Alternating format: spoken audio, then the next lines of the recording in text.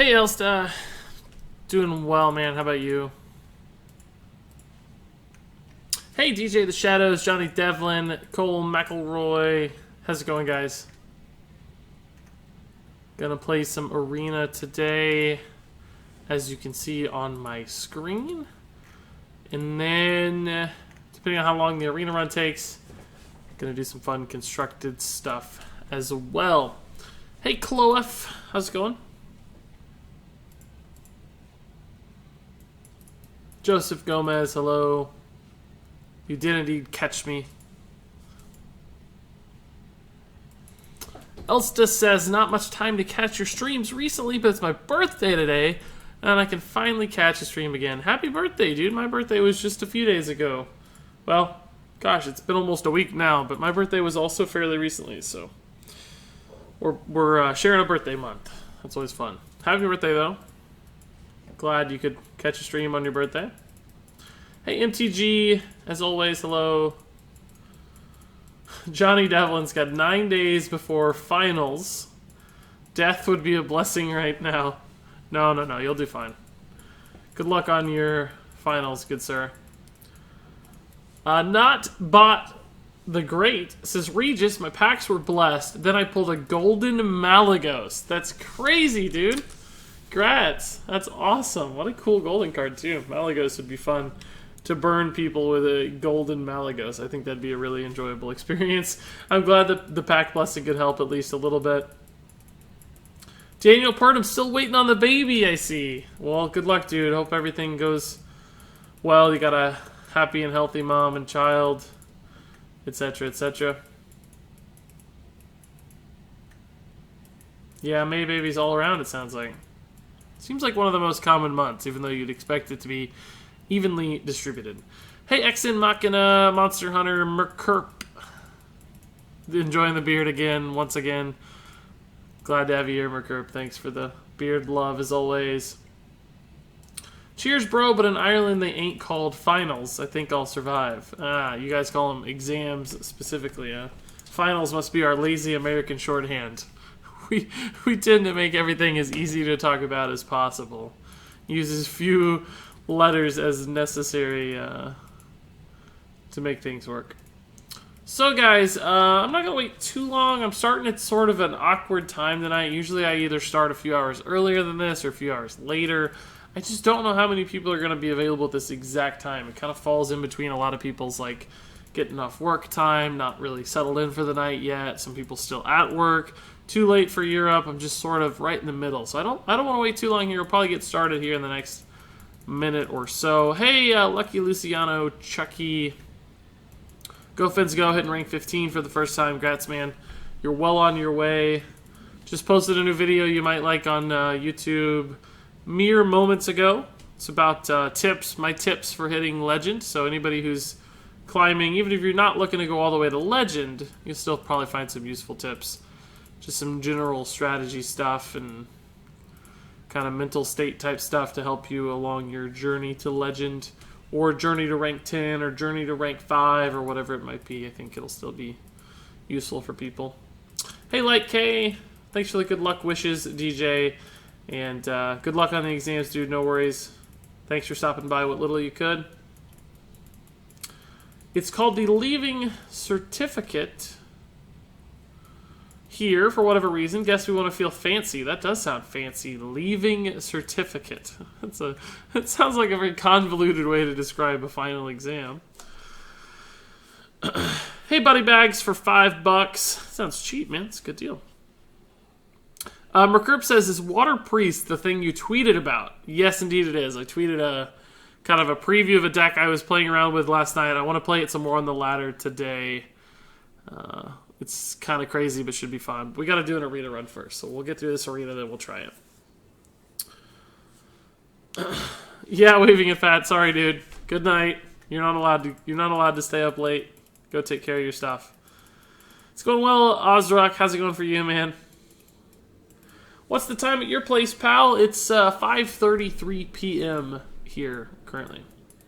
Regis, you think Elemental Shaman has potential? Yeah, it's not the worst deck ever. It's clearly not survived sort of the Journey to and Grow shake-up early in the meta here, but I don't think it's terrible. It can still compete, and maybe one or two cards here or there in a future expansion could really open it up, so who knows. Hey, Regis, thanks for working a stream on holiday. Yeah, I don't really do holidays that much other than, like, exactly Thanksgiving and Christmas. I worked my real job today, too, just because I needed to get some stuff done, so.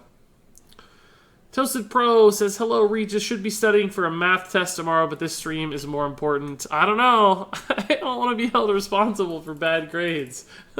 Maybe you watch a little bit of the stream and then study. That's a nice happy medium.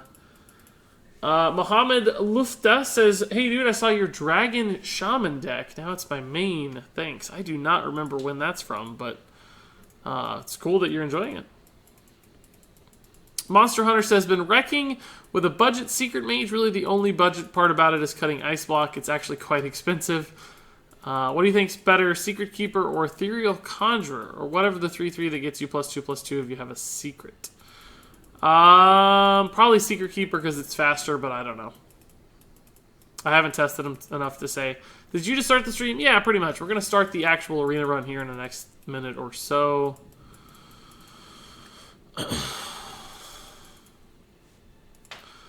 Elsta says, I really like Elemental Mage. Don't know how good it is, but it's fun. Man, I've had that same exact mentality for about 1,000 different decks so far in Unreal. Like, stuff that feels like it could be really close to being good. Maybe not good enough, but it just feels close. And it's a ton of fun regardless, so it's worth playing. In fact, the deck we're going to play today might be exactly that later on.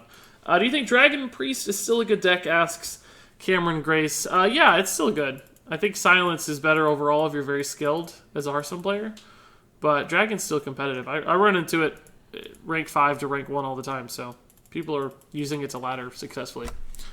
Okay, guys, so let's go ahead and jump into this. I've been waiting around for a little while. You guys are here. Lots of people have showed up, as always, to support the stream, which is awesome. Thank you. So we'll go ahead and kick off the arena draft. As you can see, I did go with Rogue this time around, which is probably the best arena class in my opinion.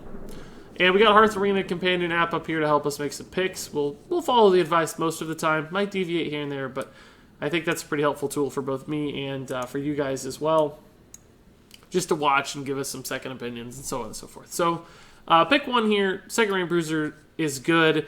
I actually usually like Bomb Squad more, but as a rogue who tends to use your face a lot with your hero power to remove minions, taking the damage from this card becomes just more and more risky in Rogue than it does in other classes. So I think I like Second Rate Bruiser here a little bit better. Probably just an Assassinate. These are both fine minions to get you off to a good start. But hard removal in Arena is just such a premium and so good that you can't pass it up. I mean, we'd rather have a Vile Spine Slayer, I think. But, you know, this is kind of the OG Slayer. These cards all suck, honestly. This is fine if it hits. If it doesn't hit, it's just a 3-mana 3/3, but as you can see, a 3-mana 3/3 is better than a 3-mana 1/4, and we don't have any Dragon synergy, so it's the lesser of three evils. Betrayal will be the pick here. These are both just god-awful. This doesn't give you enough value back for dying that easily often, you know. So it's a 2/2 for 1, which, you know, occasionally it's a 2/2 for 1, which is okay, but doesn't work as a 2/2 for 1 because it dies and the stats are split. It's just not good. Betrayal's fine. It's not amazing. Giant Wasp, easy pick here. Great card.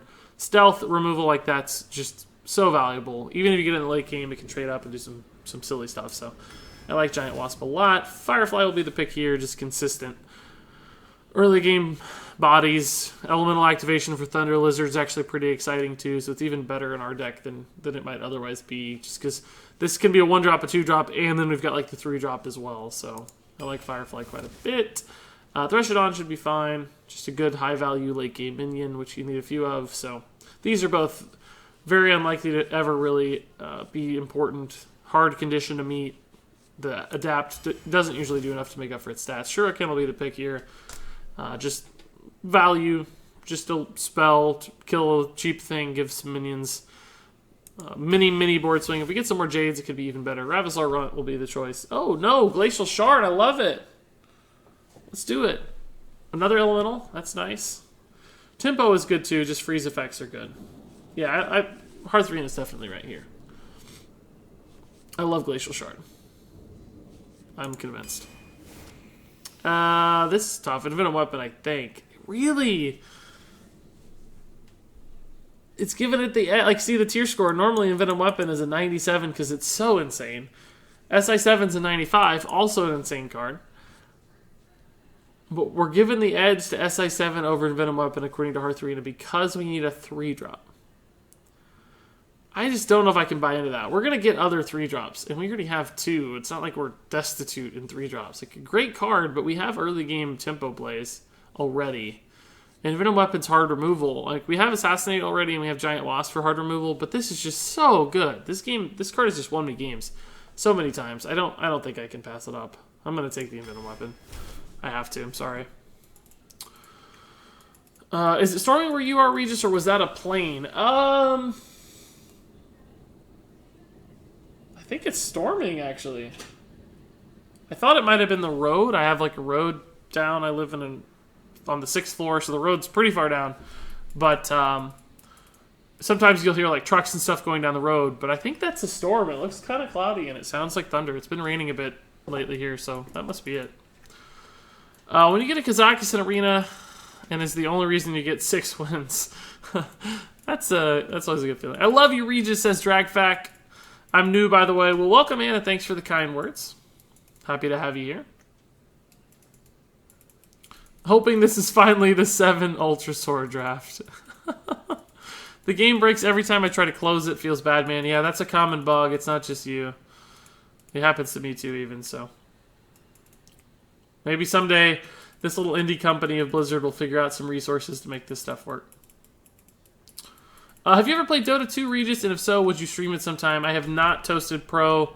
Really, the only MOBA I've sunk a lot of time into is Heroes of the Storm. Played a little bit of Smite, and occasionally I think I've tried out a couple others. But no, Dota 2 is probably just too intense for me. I don't think I'm going to be good enough for that. What is the app that tells you minion scores? That's Hearth Arena Companion app. It's pretty cool. You should check it out. Just Google like Hearth Arena Companion app, and you'll find it real fast. It's very common. Hey, Argent Logic. Some shaman casted Lightning Storm on Regis' street. Pretty much. That's what it sounds like. He's overloaded now, so maybe he'll take a little break. Aha! Solaris46 says, hi, Regis. Nice to catch another stream. Good luck with the arena. I got 10 for the first time a couple days ago. Congrats, Solaris. That's awesome. It's not easy to get 10 wins, dude. Not easy at all. I've only gotten over 10 once so far in Ungirl, I think. I got a 12 and a couple 9s so far. A lot of 6s and 7s so far for me, too. Seems like 6 and 7 is sort of the magic number for Ungirl so far. So, as far as this pick, we got another freeze effect and just a nice body on Frost Elemental. I like this minion a lot. It's the kind of thing that can just win you games because you freeze out your opponents. I guess Obsidian Charger is good because it's a weapon, but it's sort of an expensive weapon, and we're not going to activate the condition. But these are just both very hard to make work. The tempo is not usually worth the top deck risk of counterfeit coin and the slot in your deck risk. You're just giving up too much value for a 0-drop potential tempo gain that's very unlikely to pay off in Arena. So, I don't know about this. I kind of like Vanish better than... This can be removal. I'm surprised this is such a low tier score. Am I crazy? Maybe I don't play enough Rogue, but... Why is Vanish have such a low tier score? It's great tempo removal in Arena, in my opinion. God, have I been overrating this card? To me, it's like the Mega Sap, right? I mean, the risk, of course, is you do your own guys too, but if you're way behind on the board, this can help you recover a game. Because, of course, it gives them cards back, and card advantage is valuable, but tempo and board presence are the most valuable things. And you can, like, Vanish and then play a 4-drop and, like, keep up with your opponent sometimes when you otherwise couldn't. Man, I'm stunned at this tier score. I don't think I've ever seen Hearth Arena give this a tier score before, but that is way worse than I expected. I feel like I've used this successfully numerous times, but anyway, we'll go with the recommendation. Racketier's fine. Boulder Fist Ogre, it's cool. Man, these are some junky picks. Is this really the best choice? It dies for free if you're behind. If you're ahead, it's a pretty good card because it's a 7/7 for 5, which is nice, but if you're behind, it just dies for free. Faceless Shambler, 2 conditional, Dirty Rat, too risky. Just can blow you up instantly. You don't need to worry about combo breaking in Arena, of course. So, sure, I don't like any of those picks. Tark Reaper here for sure. It's an amazing minion. Love it. And it's an elemental, which is good too, because we have one elemental activated card here. So that'll be a nice little bonus. Ooh, interesting. Is this really the best one? I cannot believe it's better than Zeril. I cannot believe it. I can see why Sherazan's bad, right? It's good and constructed, but in Arena, you just don't have enough cards to play. It's so hard to activate this guy in a single turn. And if you do that, then you've probably lost the game because you've just burdened an entire hand for not much value, right? How often is refreshing your hero power good for Rogue in Arena, though? It's not like one of those things where you can get double the value off of it instantly because it takes multiple turns to attack, right? So I have to take Zeril here. I cannot take Auction Master Beardo. I think the reason they want me to take this is because it's a 3-mana 3/4, which is just a decent stat allocation in Arena. But we already have a good set of 3-mana minions. We'll probably get some more. And I think Zeril just has a lot of upside and high skill cap potential with things you can get out of it. So I'm going to go against the pick here. God, the average card quality, we're getting like all 50s and 60s and stuff. This tier score is going to be bad. This is just removal. We have a lot, but it hits sometimes, right? there's big stuff in the game occasionally. We can kill our opponent's validated Doomsayer after it gets a turn to hang out. Lucky Do Buccaneer, honestly, with Obsidian Shard is a thing. But it's so hard to get 2 cards in hand and actually going at the same time that's unlikely to work. Dark Speaker, this card I've had it work a few times, but it's, again, very inconsistent, so sure, we'll take this pick. Bog Creeper, obviously, crazy good card. Amazing, the other two, average. Charged Devil Sword, incredible card, I love it. We're getting some good late game, too, which is nice. Oh, double legendary? Sick. Ozrak could be cool because we have so many elementals, right? And he's better in Arena because there's just less removal in Arena, harder to kill a thing like this.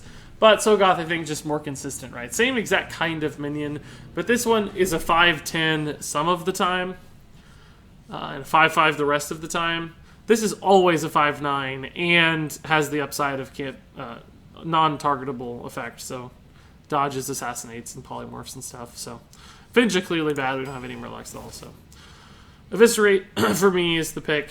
They want me to take another Assassinate?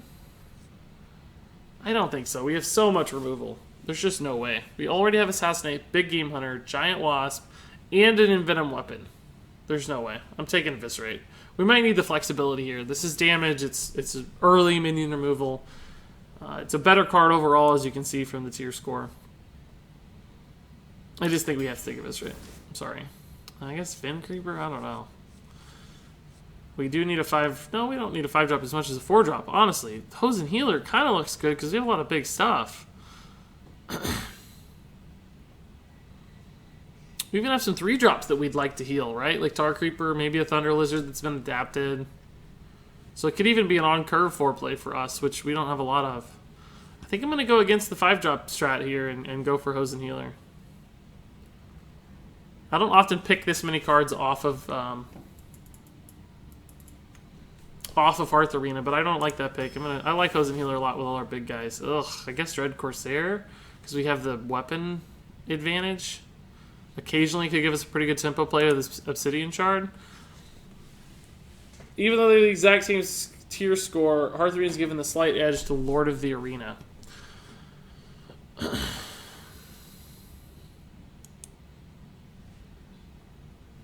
Why? This logic makes no sense, but since Dread Corsair increases our need for board clears, why does it increase that need? It doesn't make any sense to me. I don't understand the logic there. I think it wants me to take this for curve considerations because we have a pretty late game oriented deck, but I think, you know, this is a...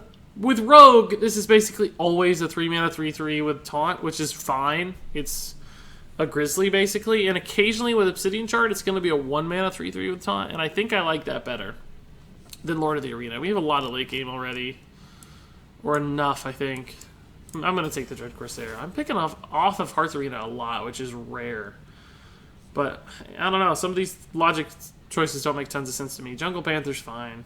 They all kind of suck, honestly. I'll just go with the advice here. Not enough stats here for 4-drop, even though we kind of still need a 4-drop, probably. Because this isn't really a 4-drop. This isn't really a 4-drop. Reckless Rocketeer is good damage, but I don't think we're going to be looking to win games that way. We're going to win off minion pressure, so we'll just take that. Man, I guess Blowgill Sniper for tempo. Sprint kind of makes sense, but not when we have this late of a curve, because we're not going to need that much card draw, and we have big things to play, so we'll probably just be able to play 1 or 2 things at a time and keep a decently sized hand. No dragons, so sure, Blowgill it is. I guess Shiv? Another ping effect with Blowgill and our weapon is nice. Things like Betrayal, you can always clean up a little bit with like Shivs and stuff, so sure. Shadow Strike's good here. Great card. Just good removal. The other 2 are fine, but I guess Tolvir, because we have elementals. It's actually better than normal, and we do need a 4-drop, so. Inconsistent, obviously. We have one of those, and really don't need that many weapons. It's what? How many legendaries are we going to get, guys? I guess 3, for sure. We only have 1 other pick, though. N'Zoth, obviously, we don't have any synergies that matter. I mean, a couple here, but it's not the kind of thing that's going to make a big difference. I think Elise is right. Sergeant Sally, we can't buff, so she's not much. Elise is just a good 5-drop, solid body, good value play. Frozen Crusher is good. Elemental and just a big minion. These are just a little slow, I suspect. Okay, cool. I don't love this deck, but I don't know. We could be surprised. 68.9 tier score here on Hearth Arena. Not very good in my experience. We've had a lot of stuff over 70, but also not the worst. Not the worst. All right, I got to check in with chat. I've been focusing on the arena draft here a little bit too much. Let's see. Might skip a little bit, guys. Don't fret if I skip you. Good evening to most cheerful Hearthstone person. Thanks, John Sense. Welcome, dude. Try to stay happy. Hey, Leu, how's it going? You don't need a legendary if you have 5 Spike Ridge Steeds. I hope I don't queue into you. God, that sounds miserable. Sounds terrible. Not the best deck, sad face. Yeah, I don't know. We'll see. I think you could win some games, but... Wow, I can't believe you objectify women like that. She has a nice body. Yeah, it's a joke now. So many times I've sort of just inadvertently talked about Elise having a reasonable body for a 5-drop, like a 5-mana 5/5. It's a good body, that kind of thing. But every time I say it out, people say, "Oh, Regis loves Elise's body." So I'm just all in on it. I think it's funny. Perplexic Fat Guy says, finally caught you live. It's 5 a.m. here in Thailand. Keep up the great work. Thanks, Perplexic. Appreciate it, dude. Thanks for stopping by, and thanks for either staying up super late or getting up super early. Either way, very appreciated. Regis, I'm very limited on my dust, and I have the card The Beast. Should I disenchant it? Yeah, almost definitely, Gomez. I think so. It's almost never playable. Crusher says, why do you have to stream so late? I got school tomorrow and it's like 1 a.m. Sorry, dude, I can't help it. I gotta stream when I can. Try my best. Is Hearth Arena a downloadable program? Aha. Yes, indeed it is. You go to a website and you can download, like, it's part of the Overwolf app, it's called, I think. Didn't realize I was watching an experiment for Elemental Rogue. It does feel a little bit like that. What rank are you in Ranked, says Cracked Window. I think currently rank 4 and like 4 stars. I was up to rank 2 a little bit, dropped to rank 3. I've been bouncing around between rank 3 and rank 4, playing a weird Priest deck for the last couple days. Hey Regis, SOS, I've opened 2 legendaries in a row that I already have and I don't usually buy packs. Well, it's good that you got legendaries. It sucks that they're duplicates, but at least you can get some dust. That's always nice. Leu got a golden Sunkeeper. That's awesome, dude. Best card in Unguro, maybe, so grats.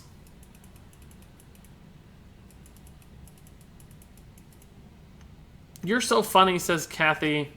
I don't know if that's sarcastic or not, but I'll take it as a compliment. Thank you, Kathy. So let's go ahead and jump into these games, guys. Let's see what we can do. Last run was a 4-3 Warlock, I think, which was sort of disappointing, but not unexpected given the quality of the deck. Before that, we had the 12-2 Paladin, which was a big surprise, but a nice 12 win. I don't remember what was before that, but we're pretty much just in the middle here on Unguro Arena runs. We'll see how it goes. My niece Sophia turns 12 today, and she's watching the stream, and it would mean a lot to her if you could give her a shout out from her uncle. Oh, I can't finish that. But anyway, Mo, thanks for the fun comment. You almost got me, good sir. You almost got me. I'm gonna go ahead and just play this for tempo here. The freeze is not going to be relevant, obviously. Weapons on 1 don't exist for Hunter anymore. But we don't have much to do, right? And if we can somehow use the weapon to get ahead here, it'd be really valuable. Thankfully, we did hit a 3-drop. This can trade into a 2-drop with the weapon or without, so we're going to be fine. I think it's good. I can't finish what? I didn't choose this name. It was given to me. You sir have just lost a loyal viewer. Well, Mr. Lester, I apologize for that. Oh, Huffer. Oh, that terrible Huffer roll. The one time you don't want Huffer, and he got it. It's great news for me. Pretty easy trade there. Insanely good Glacial Shard here. Traded into a 3-drop, burned the coin, and got 2 face damage. Like, you can't do better than that. The problem, of course, is we don't have a play right now. So that sucks. Could be Snipe. It could be Explosive Trap. Could be Freezing Trap. I think we'll just play this and hold the Wasp. And hold everything. Just see what we can do next turn. Maybe test for freezing with the Thunder Lizard. That's not how cards work. It's stealthed. But he was targeting it with something, so maybe a kill command?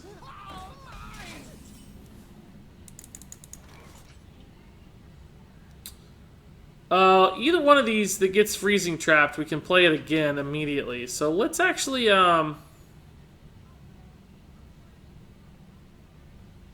this can kill better things than this can, so let's go ahead and test. But the problem is, of course, if this gets freezing trapped, we're going to have to make this trade, maybe. Let's just see what happens. I bet it's explosive, but I can't attack face and re-weapon, unfortunately, if it is, because it kills my Wasp.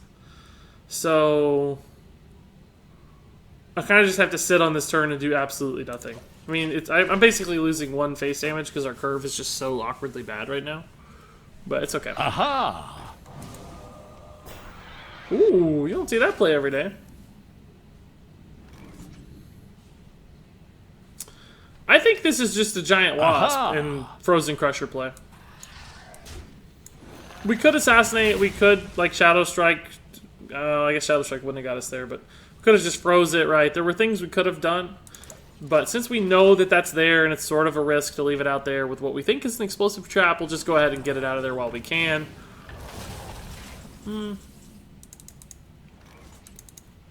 That might just be a Shadow Strike, although we could just freeze it too and hang out. Let's test this explosive trap first while nothing's on the board though, right? What's left? What trap could that be? Oh, it must be cat trick. It's gotta be cats now. Let's just freeze this and maybe we can hit a betrayal to get our 8/8 back. It's gotta be cat, right? Will179 says, is Snipe banned from Arena? Snipe should be a classic card, right? That's still in Arena?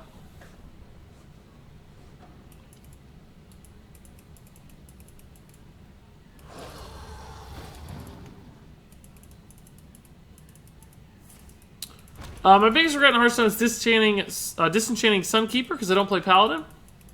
But then my friend called me dumb and made me realize my mistake. Well, that is kind of sad, I gotta be honest. Can't be targeted is actually really annoying for us. Because now we can't kill that very easily. We can betray, trade. It's fine, I guess. We take 5. It's not the best, but should be okay. This is going to summon him a cat, too, but we can't deal with the cat, unfortunately. Is there a way to summon the cat first?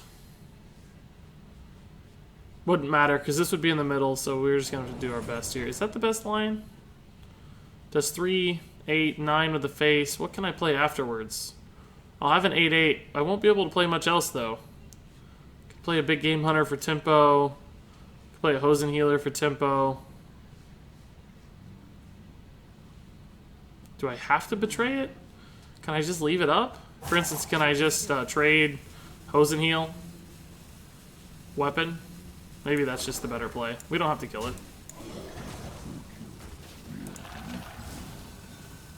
Here we go.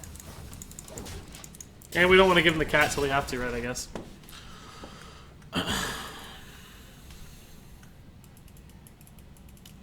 Hey Regis, how's it going? It's going well, TSH, going well.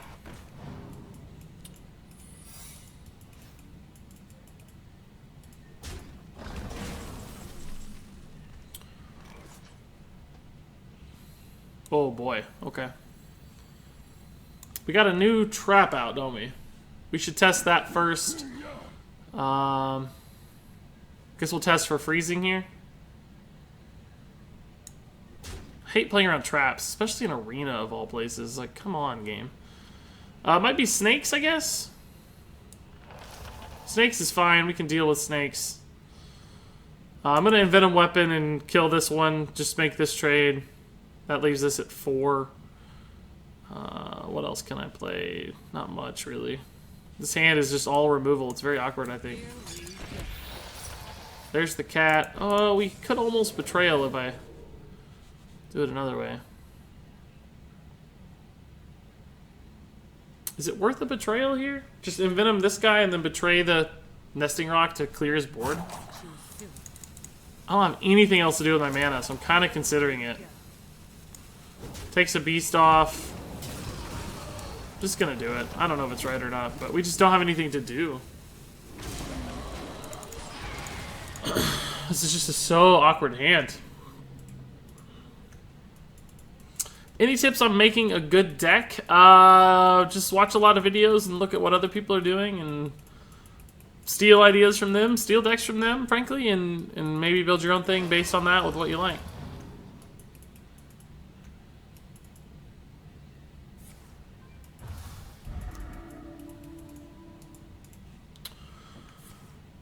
I don't really get why no one uses Snake Trap anymore. Seems like a pretty good card to me in the right setting. Yeah, I actually agree, Fancy Guy. And it's had, like, brief moments of popularity, and then it just seems to go away. I don't know why that is. That is most definitely an assassinate target. It's insane. Do we know what secret this is yet, guys? We tested snakes. We tested freezing. Could be explosive, I guess.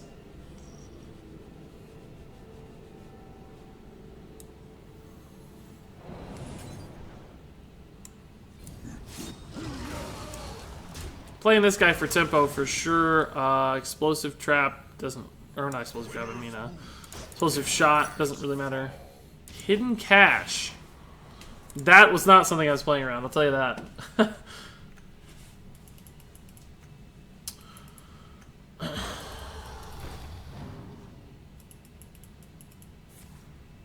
Alright, see ya, Joseph Gomez. Thanks for stopping by. No worries, you gotta go. Everybody's gotta go sometime. Don't feel bad. How long will you be streaming? Asks Merkerp. Another 2.5 hours or so. Another 2 hours, 15 minutes, 2 hours. I don't know, somewhere around there. A disenchanted Curator to get dust. I wish I had it now. Yeah, Curator's definitely an awesome card, so. This guy's annoying, isn't he? How many Volcanosaurs did this dude draft, by the way? Can't kill it because it's stealthed. But Envenom Weapon will eventually do a lot of work on that. We can probably just Sogoth and honestly maybe just go face.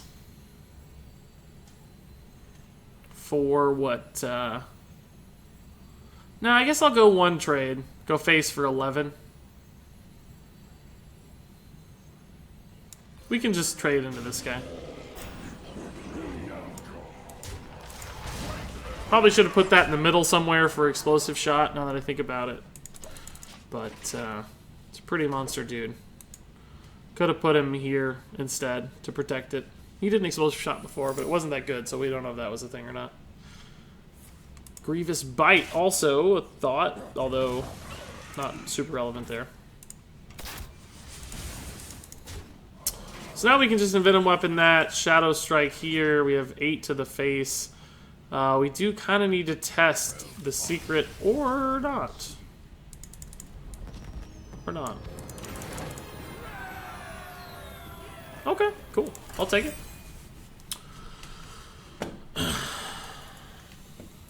10 Volcanosaurs aren't even equivalent to 1 Ultrasaur. Somehow I knew that was coming before I read the before I finished reading the sentence. I knew that was how it was going to terminate. TSH says, I only ever disenchanted cards that I knew I wouldn't ever use, even gimmicky cards I kept on the off chance that I might use them again. It's a good strat, definitely. For me, I just don't disenchant any regular cards that I don't own, so of course you guys know that. I'd like to keep it all.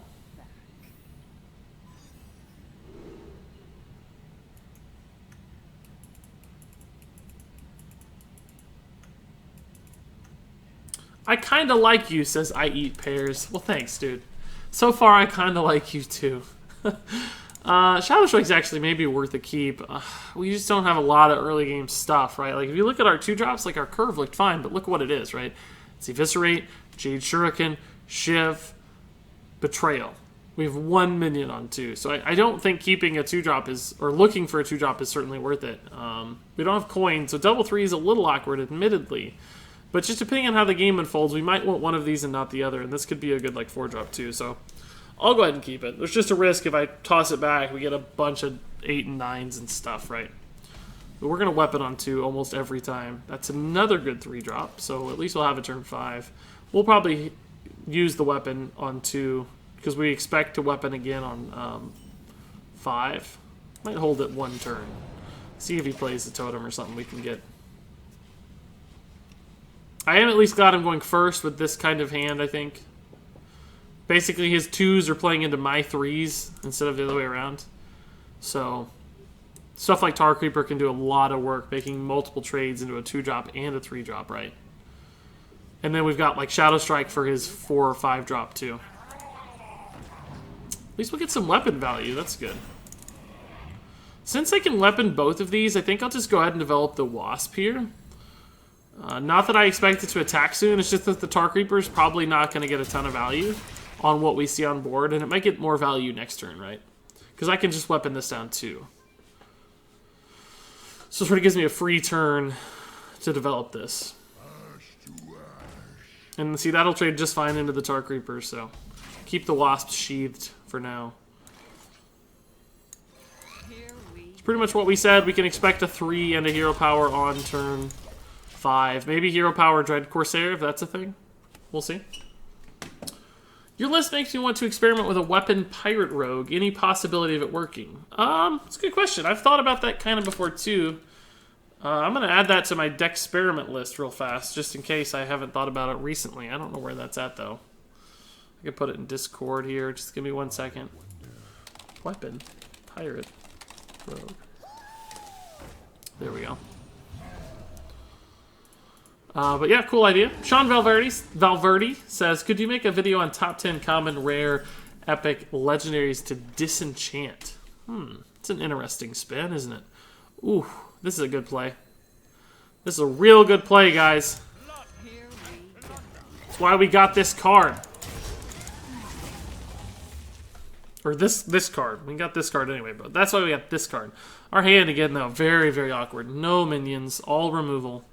Like 4 pieces of removal here. He has 9 cards in hand. I don't know how that happened, to tell you the truth. I guess a lot of it's elemental dudes, but still.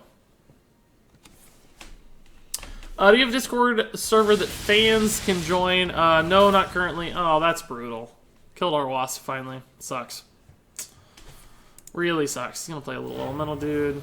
That's bad too because I can't actually deal with it. This makes up for it a tad though.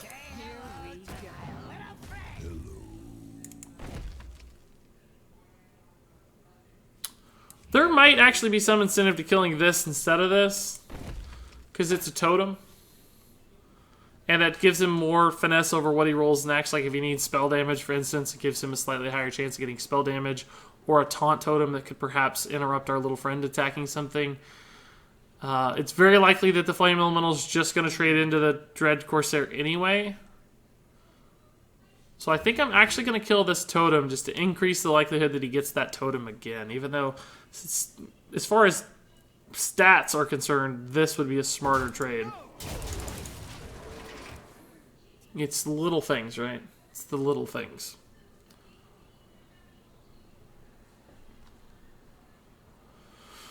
Because, you know, he's overloaded. He might just totem again. Who knows if he has a true 4-drop or not. I need him to start playing big stuff, though, because we need to kill big stuff. Here, it's going to be the 1-1, and I'm going to get rewarded. Now, see, I need to kill this, and if that was a taunt totem, I wouldn't be able to. Well, I still could have, I guess, but it would have it cost me some damage if I want to. God, how bad is this hand?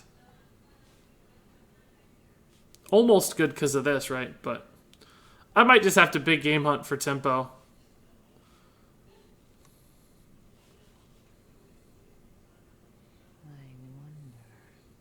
Could Shadow Strike this? Just feels so bad because it's free, right? Normally you don't want to Shadow Strike things that are free. I think we'll just clear his board, and we could leave one of these 1-1s up and just go face for 6, but I think we're more on the board clear game than we are on the minion pressure game, so I think it's okay to take it just a little bit slower.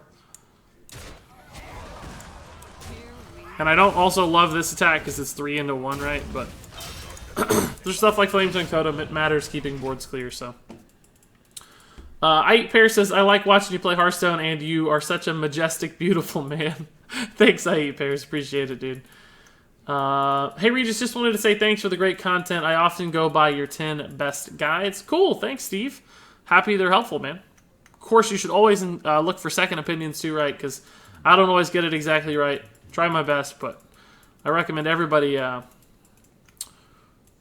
looks up some second opinions and gets the consensus opinion before making big decisions with their dust and stuff.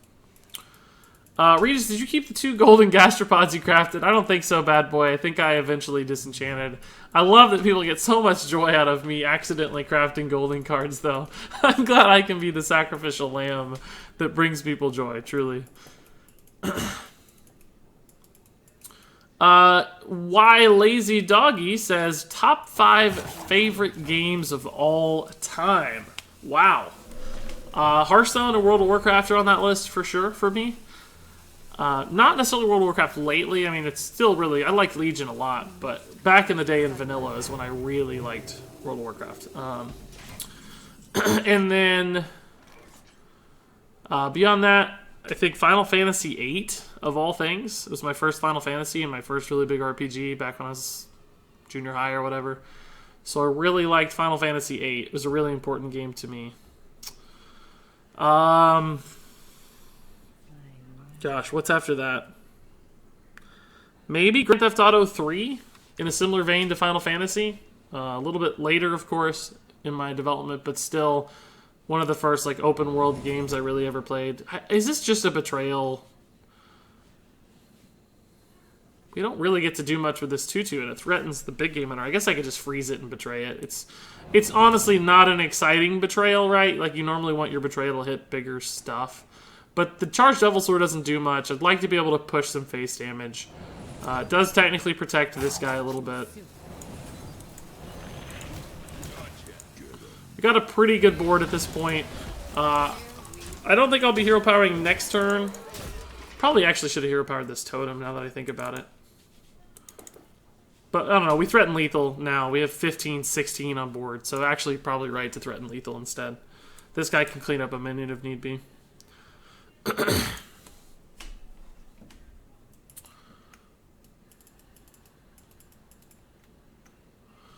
Lord Novo says, damn, that was a good play. I don't know which play you're talking about, but thanks, I guess. Maybe the totem thing. Oh my god! Is that activated? It is. He played Flame Elemental. That's not good. Well, what can he really do with it, though? 3 damage only kills 1 thing. That's not that exciting. Yeah, that's not that exciting. We can just assassinate this. Go face for a bunch of damage.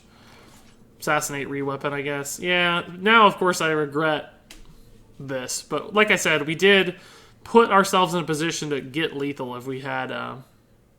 we could just Shadow Strike it to protect our minion, honestly. Shadow Striking at 2/2, not exciting, but fine. Totally fine. We're going to do 11 to face, right, with 11 on board still.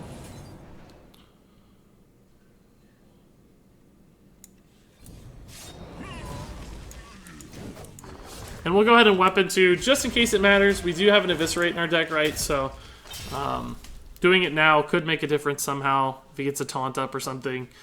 We'll expect to have the mana necessary to hero power next turn as well, so it's not like a waste. Have you ever been to E3 or BlizzCon? Says Crazed Cheese. No, actually, I have. I've gotten a press pass to E3 in the past. Like I signed up and got one for some other video game writing I was doing. Wow, double hex. That's actually crazy. I mean, I guess Elise is good. Elise weapon. Sogoth is also insane, so we'll just play this. He can't trade into it, he can't hex it, so how does he beat this? I don't think Shaman has a single card to beat this. He can taunt, but then we can Devil Sword through darn near any taunt he plays. So I think that's just game. But no, I never actually went. I got a press pass, never went. I've been to other shows, been to a lot of Comic Cons and stuff. Not the San Diego Comic Con, but I've been to a bunch of different Wizard Worlds, and I've been to C2E2 in Chicago. And wait, what? Oh, for some reason I thought that was already a bluegill. I must have just seen that wrong or something. I don't know. And I've been to Toy Fair, which not everybody's heard of, but it's a show in New York for toy industry people specifically. It's not a fan show, it's an industry show. So, other things, but no, not those two specifically, but I'd love to go for sure. I mean, cons and shows like that are exhausting, especially if you're there to work. It's really exhausting. It's more work than it is fun, but still a lot of fun. Hey, Johnny Spin. TSH asks if you considered making deck experiments specifically in Wild. Actually, I'll just keep all three of these. It's the best possible early game I think we can get in this deck, to tell you the truth. So Goth's a little late. Anyway, back to the comment. A long time ago, I had a deck that wasn't great, but I loved to play. It was a Hobgoblin deck with Bolster, and I played a lot of one-mana taunts like Annoyatron, No Morgan Infantry, and Acolyte of Pain. That sounds really cool and fun, TSH. I haven't done a lot of Wild experiments for a couple reasons. One, I just don't know Wild that well, and it's hard to keep up with all that many cards these days. I certainly admire the people who do. Good on them. It's awesome. I don't know if I have the time and or skill to keep up with that many formats, though, to tell you the truth.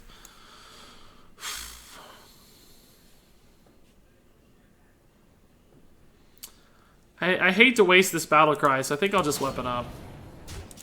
Our deck is really not a rush-down tempo deck, so getting like a 2-1 out is not going to help me that much. We're much more about value in late game, so I think we kind of have to play it a little slow.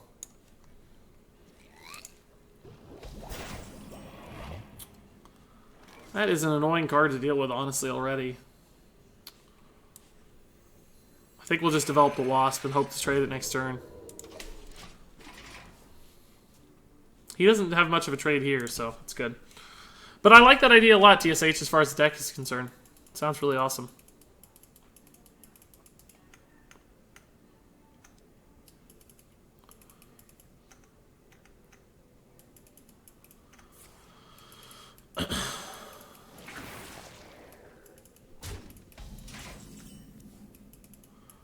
Definitely play Final Fantasy IX if you have an old school Final Fantasy itch. Yeah, I loved FF9 as well. It was also amazing.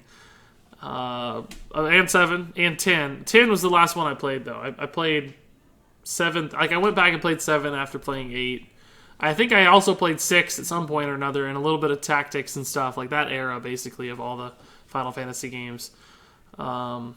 But 8 was my first one, and frankly, I think just my favorite to this day. That might have been because it was my first. FF9 was probably my second favorite, though. I loved the actually truly fantasy setting, unlike FF8, which has like some sci-fi fantasy stuff in it, right? So we can actually just play some dudes here, I think. Basically clear this board of junk.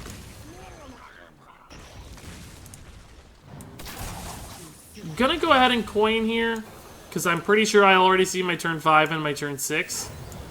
With the Tolvir on 5 and the Crusher on 6. It's not the perfect curve, right? But clearing the board is nice. It's a good feeling. Gets some stuff out. Draws me a card. I developed the Elemental for Tolvir, so this will be a great turn 5, honestly. Oh my god. Instead, I might just have to assassinate that. Could just freeze it, I guess. Yeah, let's just play the Tolvir and freeze it. And then we can assassinate it next turn.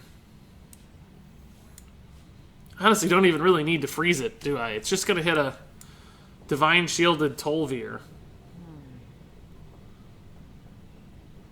But I kind of like the Divine Shield, right? Like, that's actually a pretty important aspect of this card. This gets punished by... this gets pretty punished by Hellfire.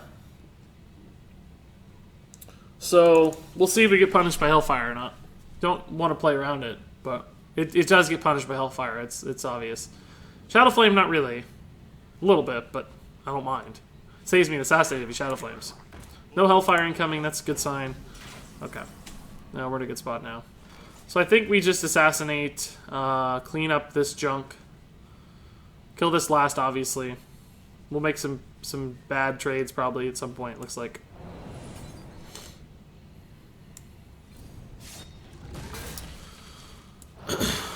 We don't want to take 3 damage. This is going to die at a trade anyway, so let's go ahead and make that trade, and this trade, and this trade. And, doesn't really matter which of these we kill, I guess. They both could give me value if I somehow get a pullback mechanic from 0. I think I like the ping better than the freeze, because it's a little bit of damage. But it's so unlikely, it probably doesn't matter. Is Water Priest going to be on YouTube, says Majnar?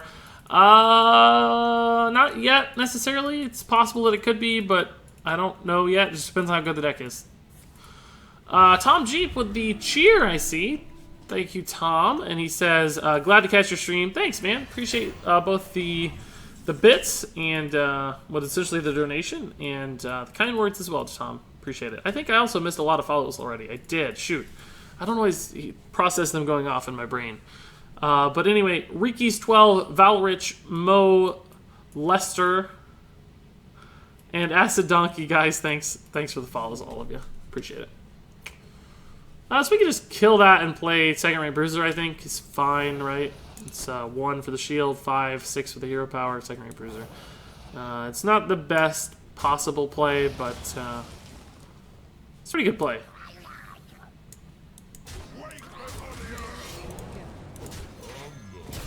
We have some good follow-ups coming, too. We got a big hand. Frozen Crusher plus Hero Power looks a little better than Bog Creeper, because then we can do this for 8, this for 9, and this for 10. If we were to think about our mana and how it lines up. Which means we would only attack... no, we could attack every turn, too, I think. I'm a bit late to see the Water Priest. Well, the Water Priest is coming after the run, so if you're going to be able to stick around, you're not late yet. I guess I never finished my top 5 games list, did I? I think I only named 4 games. What would my 5th game be? My god, people are going to start naming some games.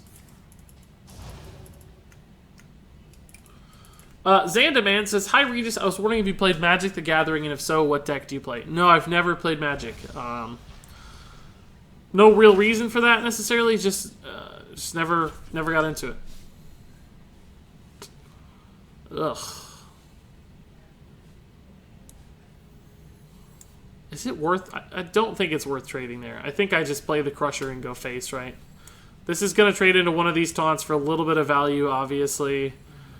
But the Crusher sets up the Thunder Lizard next turn, and I can re-weapon. And I'm kind of putting him on a clock a little bit, too, with this 8 attack next turn. Like, Eviscerate puts me 1 off lethal next turn, for instance. So, we'll see. Sogoth could also protect the Crusher to set up another attack after it's frozen.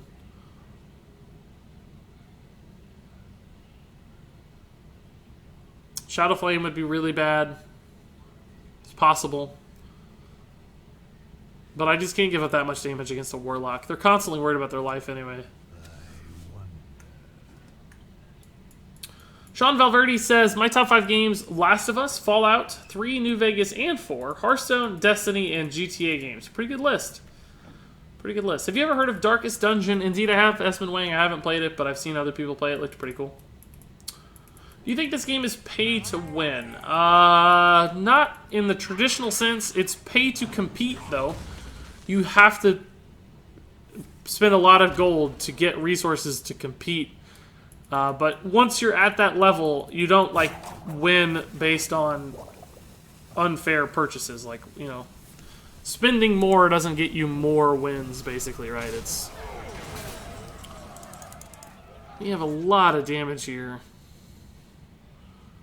But if we take it, we give him the board, right? We have 12 damage. Basically puts him off hero power for the rest of the game. But this is going to die, so if I don't get value out of it, I'm going to feel really bad.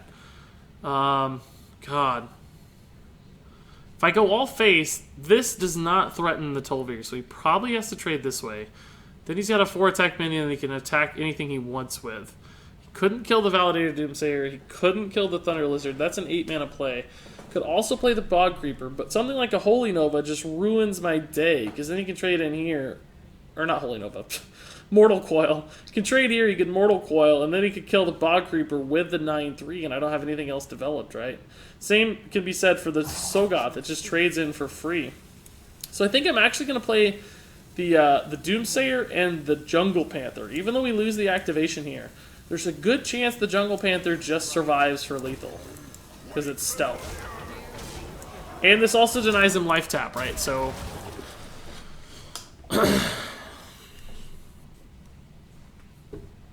We'll see how this works. He can kill the Doomsayer for free if he has like a Mortal Coil or some way to do damage here. And AoE hurts me. Can't be Hellfire though, because that kills him. We're just putting him on a very limited number of options. And we do have some catch up with like Sogoth maybe. This is just such a hard board for him to deal with. I just don't know how he makes it work. Oh, he got the life tap off. But he has no mana left now. Just 0 mana. He can't accomplish anything with that much mana. There's just no way. Incoming concede. No way. Good lesson there, by the way, guys. I think we're about to see a really good lesson in action, in that sometimes you just got to go face and make your opponent have the answer, right? That does not help him. That's going to kill him. Which is actually pretty funny. Pretty funny. Good way to suicide, I think. That's awesome. Can you do a 35 legendary deck video? Yeah, J. Kim, I can actually, and I probably will before too long. I want to do another all legendary deck now that Unguro has settled a little bit. I think that'd be really fun. Face Panther, looks like a couple of you guys saw it too in chat. Good job. You guys are good too. Hey Regis, are you going to make a worst epic list? I liked your worst legendary list. Yeah, I think I might, JM Charlie. That was fun. It's gotten a lot of good views too, so I've been encouraged, definitely. Man, a lot of comments I missed, jeez. Did you see where Toast played a budget hunter deck that looked very similar to the one you made in your budget deck video to Legend? I did see that, yeah. It's cool. Well, I didn't actually watch it, but I mean, I heard about it. Right. Is this worth a keep? I mean, it's not likely we hit the other elementals, but it is just a 4 mana play that's a 3/5. It's probably not the worst thing. Yeah, we got a better 4-drop, so whatever.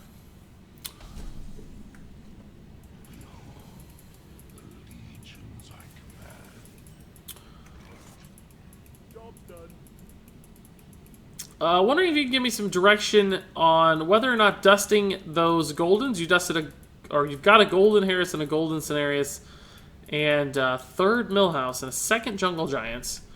You think is it worth it to trade a Golden Legendary into 2 Legendaries that are more relevant right now? Oh, you want to trade your 2 Golden Legendaries for 2 new relevant Legendaries. I mean, Harrison's not a bad card. Harrison gets ran, so I'd be pretty hesitant to dust the Harrison. Cenari is also not a bad card, just not good in Druid these days. So I guess it depends on how short-term versus long-term you want to think about your collection, right? Like, those are both good long-term investments. They don't seem popular right now. I'd be hesitant, though, if you're going to be playing for a long time. You might regret it later. Go Fins Go's got to run. He's got a barbecue, it sounds like, tonight for Memorial Day. Your mom's going to get mad. That's funny. See you, Go Fins. Thanks for stopping by while you could, dude. Appreciate it.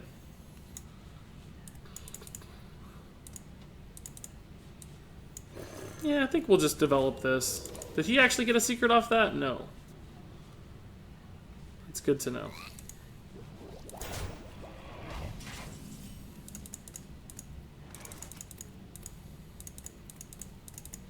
I think we're going to take it slow again, boys. Could Zeril, but I don't know how soon I'm going to get to spend the spells it gives me. I think Tolvir just lines up reasonably well against the board, right?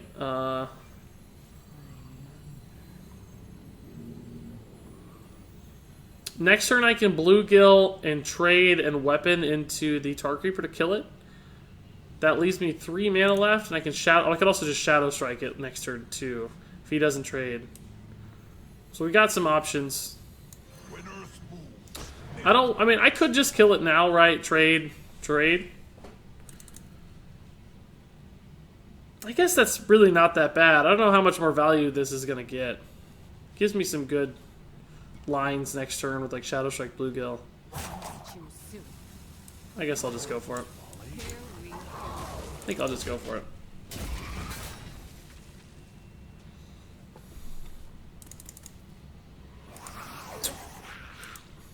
Pretty good turn, jeez. An insane 2-drop and insane, I guess what did he spend on it? 2 mana? Yeah, 2 insane 2-drops, jeez. Shadow Strike trade. Ping trade. It's fine. Thankfully, we actually have a kind of crazy answer for this. Like, we're going to take some damage, obviously, but we got the board back. Like, that's actually a pretty crazy turn. Given how good his turn was, the fact that we were able to answer it sufficiently is great. I'm glad we made the play we did last turn, too. In hindsight, it looks like it set us up pretty well. I mean, the problem is he still has 7 cards in hand, and we're not that far ahead, and we have very little health against a mage, which is always really scary. Like, so scary, in fact, that I probably just have to assassinate this, I think. Obsidian Shard doesn't really get me there, right? Because I have to kill both my minions anyway, and that's not very fun. We could just play the secondary bruiser and try to, like, play around it, but pushing 5 damage face doesn't really accomplish much.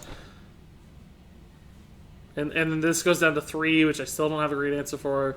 Could maybe Shard on 7, but I want a Bog Creep on 7, so I think just...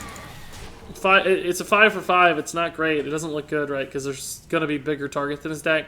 But we have other removals, so hopefully we can get that stuff in time. Maybe just tank through it in the meantime with Bog Creeper.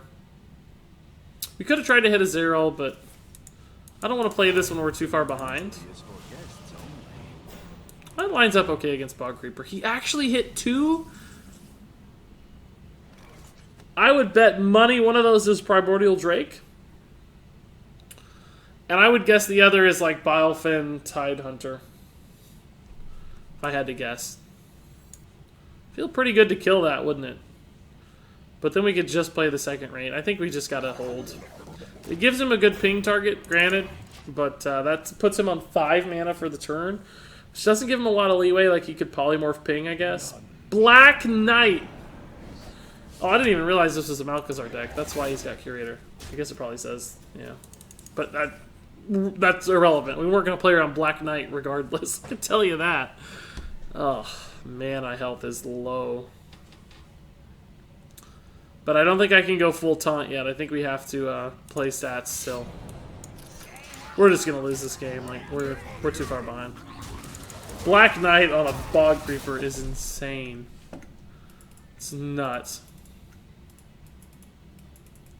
Lazy Dog says, I loved Warcraft 3. I'm so far behind, chat. Oh my god, I gotta skip ahead. I liked it too, man. I didn't play it when it came out, but I played it later on.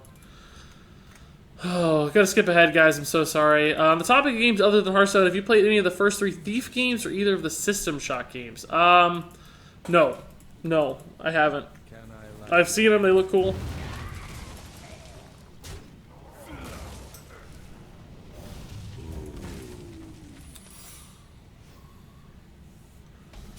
That's not the real Amaz, by the way, guys. For lest anyone get excited. Not the real Amaz. What is this secret? I don't know what to do, guys. My hand is just garbage. Our game state is garbage. I know that could have been Mirror Entity. I could have given him a legendary, but I'd actually rather him have the 3-2 and the Death Rattle than the stats of the 4-5 and the taunt of the 4-5. So, best I can do. Man, I don't know. It might be the point in the game where you find Fire Lance Portal face. Don't know what kind of damage. These are actually both good.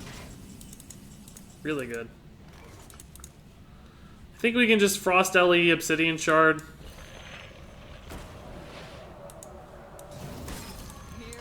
Obsidian Shard makes the Envenom weapon a little bit worse.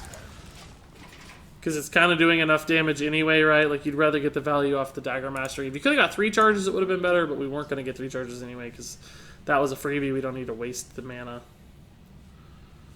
We get Thunder Lizard activated next turn thanks to this Frost LE, so that might give me like a taunt or something. It's just 8 health against a mage is 0 health, basically. We're at like -2 health right now, because Pyroblast is a card. Do you think they'll add another hero? If so, what could they add, and what would its hero power be? Death Knight with Arthas would be the next reasonable choice. I don't know what the hero power would be. Probably something to do with, like, I don't know, removing stats from minions or something, almost like a drain effect. Why didn't you put this in the middle, bro? Like, come on. The math just doesn't work out very well. I guess we can just trade and then betray this to kill this. Could trade here. Betray. Because how do I kill the 6/6 if I do that line? These just go to 3, so the Fire Bloom's not good enough. An Venom Weapon puts me down to 2 if I use that to kill that. So I think I actually have to trade here. And then Betray, and then double Fire Bloom and Thunder Lizard. That's 5, 7 mana. I have room for all of it. I sacrifice a minion, which sucks, but... Is there a better way to do this? There might be. I don't know.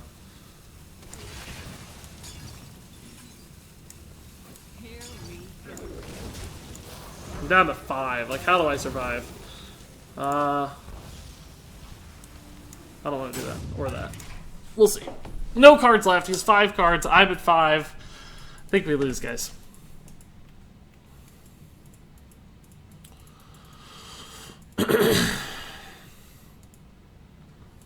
Awkwardest hand ever.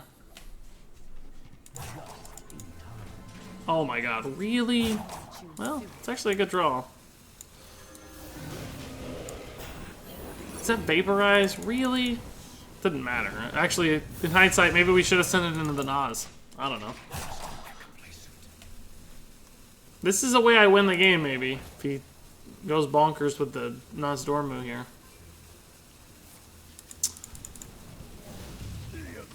Oh, that's a game. Jeez, I can't beat that. Screw me. Elise ain't gonna do it. Suicide like an honorable man.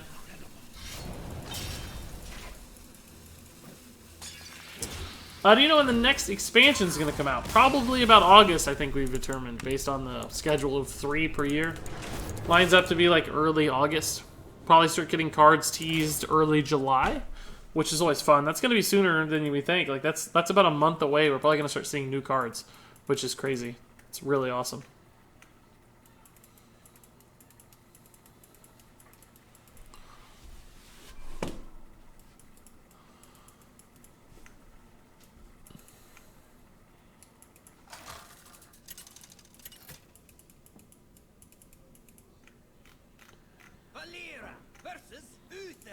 So down to 3-1. Tough game.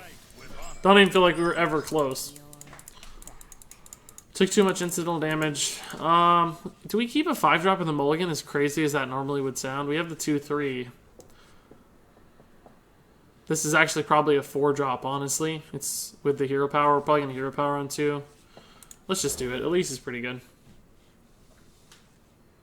Zero's a great curve breaker, too. If we can maybe hit a hero power dude with this, would be good. I don't expect that to get a ton of value against Paladin, but you never know.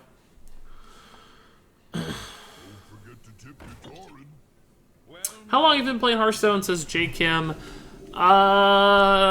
Since Season 2, May of 2014, I think. 3 years. More than 3 years now. In fact, I think I started with 3 days left in the month, so probably 3 years ago exactly. Maybe yesterday. Who knows? Somewhere around there, though. Well, that's gross.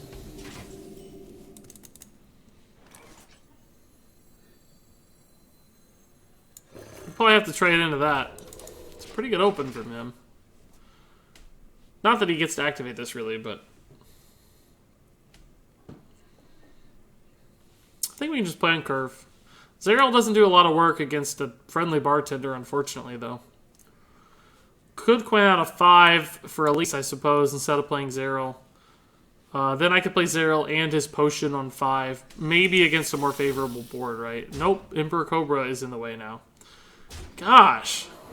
It's not like that intimidating of a board, but fairly awkward, believe it or not. I think we just trade in here now instead of the Worgen. It's not likely to activate itself. I mean, Blessing of Kings, though, is what makes it so scary. If he does Blessing it, at least we can BGH it. So, let's just play Elise. The taunt here might matter later. We can actually hit it. We'll just play Elise. She dies to trades, right? But if he does Big Game Hunt, we take or if he does Blessing of Kings, we do take 7 to the face, or actually 8 to the face, which sucks. But at least we have a way to very efficiently deal with it on 5. I mean, he gets super value, but still.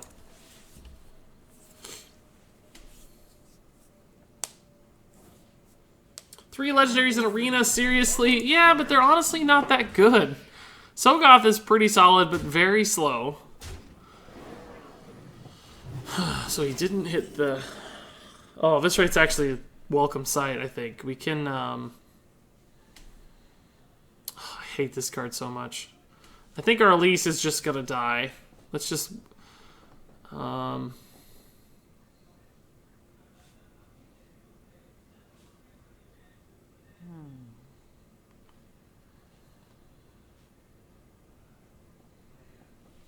We can bluegill this, like Elise this, and eviscerate this. Don't have a 3-mana play, so I can't very easily get to 5. We could try to Zeril, I guess. What toxin would actually help me, though? 2 damage toxin would allow me to kill another thing, I guess. Let's just Zeril and try that route. Because 2/2/2 lines up a little better on 6 right now. We'll kind of be floating in mana. We might get a useless potion here, we'll see. This doesn't really help because of the volatile elemental. You can trade in a way that kills a minion. So I'm going to save this perhaps for value later. In fact, though, let's do this. Let's just kill whichever one dies and then stealth the other one. This might allow me to trade up into a different guy next turn. But the problem is we're at 17. We're functionally at 13 now. He's out of cards, so we could catch up here, but we need to stabilize, right? Like, we haven't got a head on the board yet. And it's going to be hard to still. If, you know, depending on what he plays. If he plays something that dies to Elise, we might be able to catch up. These little token dudes, though, are actually the hardest thing to deal with. Because we can't kill all of them at once, right? And there's going to be more because of the elemental coming down. We don't have any heals. We can Frozen Crusher to develop this Tol'Vir next turn. We could Tol'Vir.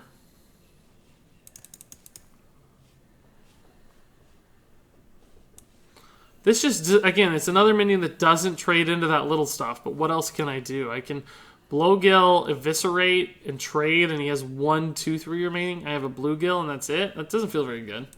So I think we got to try to take this a little bit slower here and hope we stabilize. I think I have to go ahead and trade Elise in, unfortunately, just because I don't think I want to take 7 damage off this board. Hopefully he's convinced he has to kill this. That would be super helpful, because I do not want to trade this into a 2-attack minion just to stay alive. That'd feel really bad. But Tol'Vir Eviscerate is pretty good. The fact that he played that's a good sign.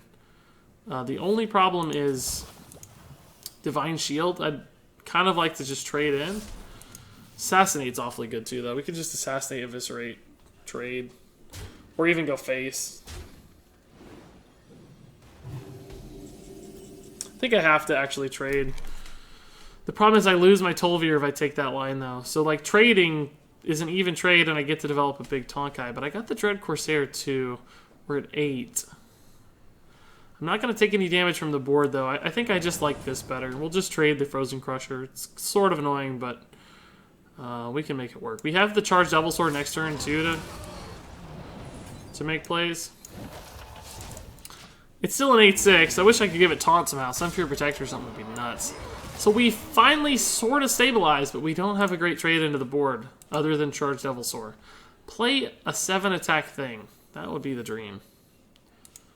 Let me BGH it. Wouldn't mind seeing an Obsidian Shard just to get this out for free, basically. Ugh. Ugh. It's a lot of damage on board. Ugh. Oh, Sogoth's good if I can survive the turn.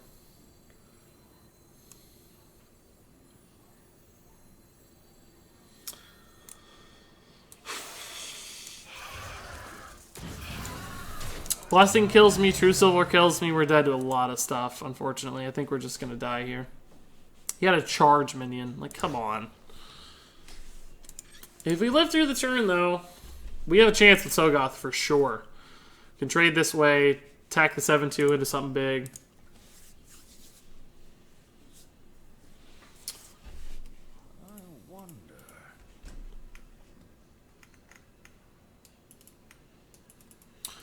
They should just do an adventure over an expansion in August, says Dillapus. Yeah, man, I kind of agree. Like, I'm going to miss adventures, I think. It's just such an efficient way to get cards.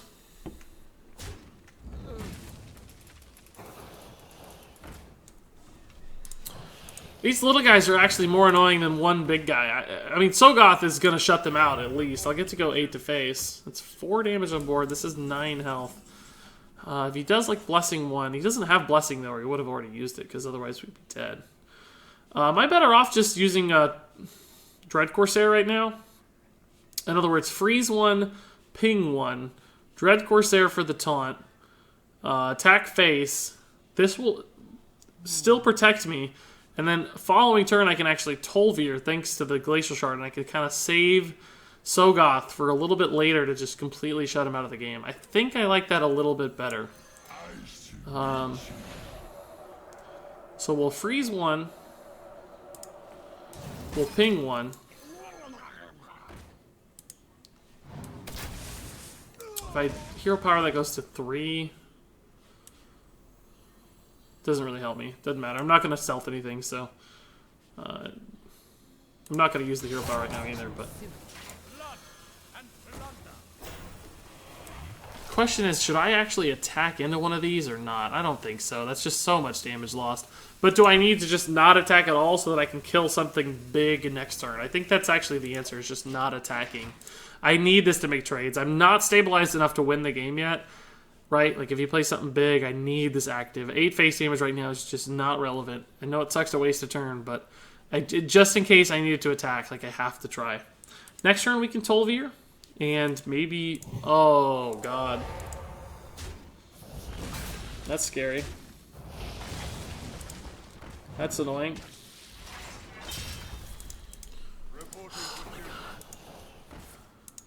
Well, that's a lot of dudes, but we know what he's about now. Right? Like, we know what he's about. We can Jade Shuriken trade, play the Tol'vir weapon, and then follow it up with Sogoth still.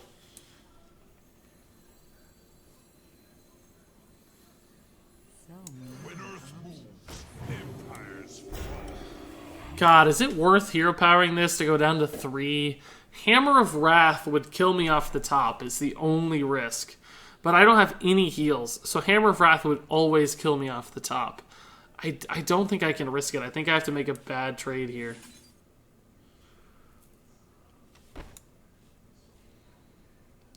Five would be okay to go down to as long as I have taunts, right? Do I even need to kill the 3/3? Like, let's actually take a look at this, right? Let's kill that. We could kill 2 more. He could pop the thing and trade the 3/3 in to put this at 2. Yeah, it's just the most damage off the board. I think I have to.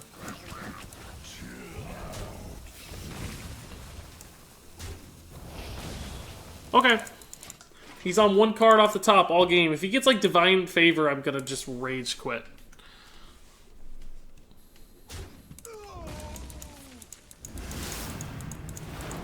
God. I mean, I'm glad I didn't... I mean, I'm at 3 now, so that decision didn't work out. But I would be at 1 if I hadn't made my play I made. Jeez, this card is absolutely useless forever now.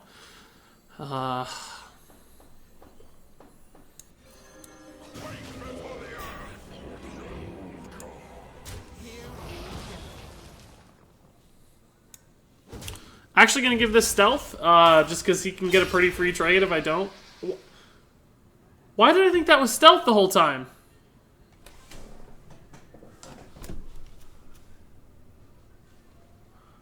Well, that was a waste of a spell. That was a mistake. I thought that was stealth this whole time. Did no one say anything? I've been operating on the assumption that that was a... Oh, God, that's a good draw. Why did I think that was stealth the whole game? I must have just had it in my head that it was stealth and never even checked. Whoops. I thought that was a good play. The logic was to stealth that, and then they wouldn't be able to trade in, right? So they'd have to trade into the Sogoth, which is obviously a bad trade that he doesn't want to make. But that clearly is not how the reality of the situation worked out, so screw me, I guess.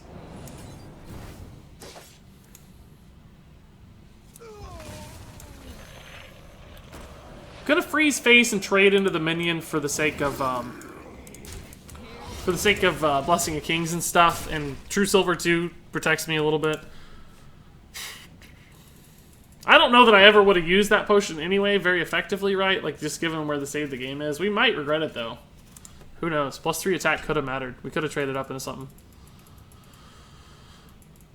Guadalupe says, hit rank 10 for the first time ever. I went to the dark side and played Pirate Warrior. No worries, dude. You gotta play pirates sometimes, right? Like, sometimes you just gotta pirate.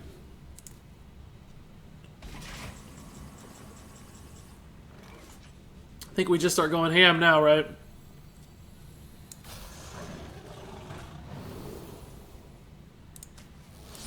I think we just flip and try to win. We have 10, 16, and 7 is 23, theoretically. I don't think he'll be able to kill this still. Exactly Blessing of Kings kills it, but then what does he do? He takes 5 still, so we have a ton of damage on board. We can't really invent a weapon through a taunt, is the only problem. It doesn't help. That doesn't help. I don't think he has it.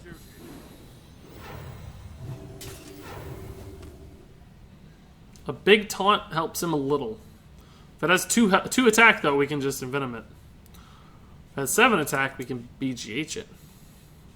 I think he's dead. Sogoth, clutch victory here. Clutch victory. It's taken an hour and 24 minutes to play 4 games, by the way. These games have been crazy. Oh, that's too slow. Wow, we're actually going to win this game. That's normally a very good turn, right? But unfortunately for us, he's dead. Or unfortunately for him, he's dead. Very fortunately for us, he's dead. He knows he's dead on board, right? We have 10, 23. Yeah, he's totally dead.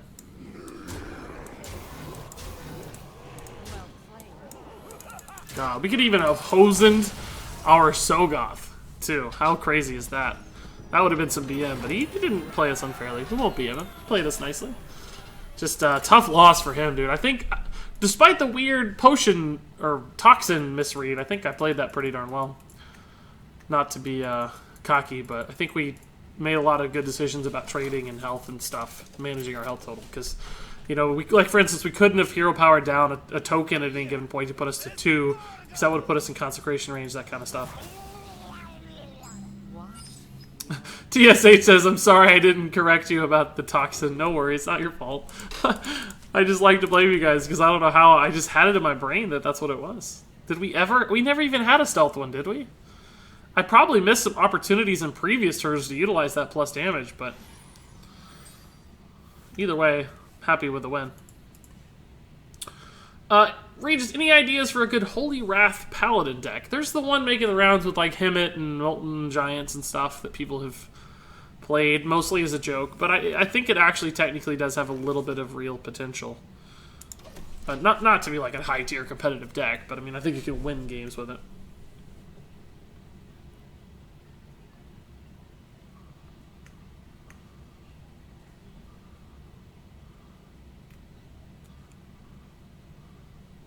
Will Hooper introduces a good point about adventures, how Blizzard basically is not getting rid of adventures as a style of play. There's still gonna be single player stuff that you can do, which is awesome, right? Like there's still gonna be things you can, and I think they're gonna reward some packs and stuff. But I still think they're reducing the efficiency of gaining cards through adventures, which is sad.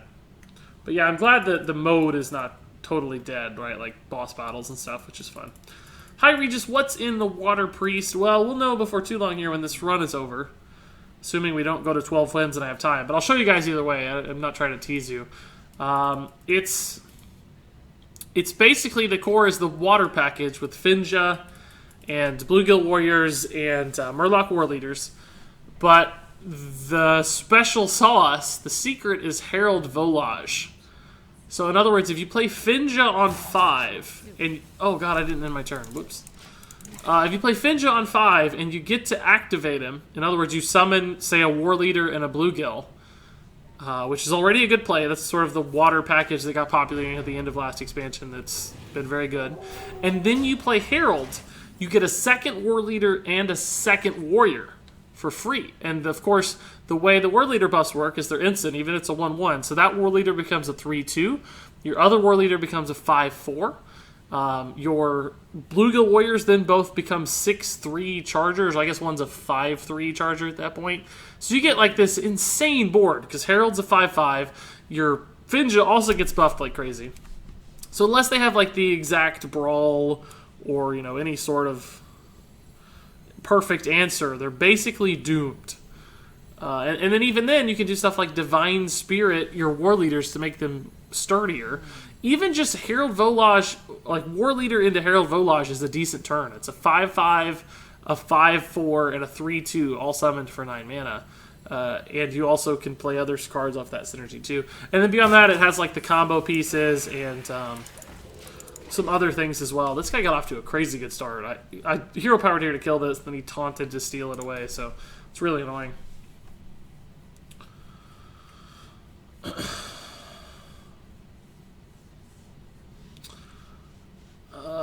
And it has Barns in it to summon like War Leaders. It has other kind of gimmicky stuff like that. I'll show you guys. I was winning games at rank 4 fairly consistently with it. I probably had... I don't even mind that, really. I mean, it's good, but Betrayal is going to be really nice here. Betrayal Coin Shadow Strike is actually crazy good here. Alright, I mean, I don't even need the Shadow Strike. I might just go ahead and Glacial Shard. Although I sort of wanted to save this, right? I could coin the Shadow Strike. Zeril next turn. Zeril Glacial Shard next turn, I guess that's fine. This is worth, I think. I'm at 20. He's almost out of cards. I'm a little bit more worried about my health than I am, like, removal on the board. Because we do have the Wasp still, right? Like, the Wasp can trade into a big thing if we need to. We also have Assassinate for big stuff, so I think I'd rather just make sure I get some tempo and some survivability in my hands right now. I want to play the Shard, dude. Play something I can freeze for value. That's fine. We actually have a good weapon. That's going to be a good follow-up here. I was worried about playing this without the synergy play, but now that we also have the synergy play, I think we're good to go. Theoretically could have done that first to see what potion we get. +3 attack, guys. It's +3 attack. For some reason, I thought the one we saw last time was more blue than this, and it was the stealth one. What does the stealth toxin look like? I'm going to look up Zeril toxins on Google real fast and see what the spells look like. They're both very purple and blue. I guess in my brain just... Oh, man, that's a good lightning storm. What a jerk. This is crazy. Absolutely crazy. It's actually pretty good against his board, because he doesn't have a Divine Shield pop. He has the 5 damage, but he doesn't have the Divine Shield pop. I could have actually attacked this one to set up the trade, right? But we don't know for sure how he's going to trade. He might just hex this or something, and then we want to kill this with the hero power over 2 turns. So I think I like this just a little better. But yeah, Fade Leaf Toxin and Briarthorn Toxin, if you look, guys, I mean, frankly, King's Blood Toxin also looks a little similar, but Fade Leaf and Briar in particular look exactly the same.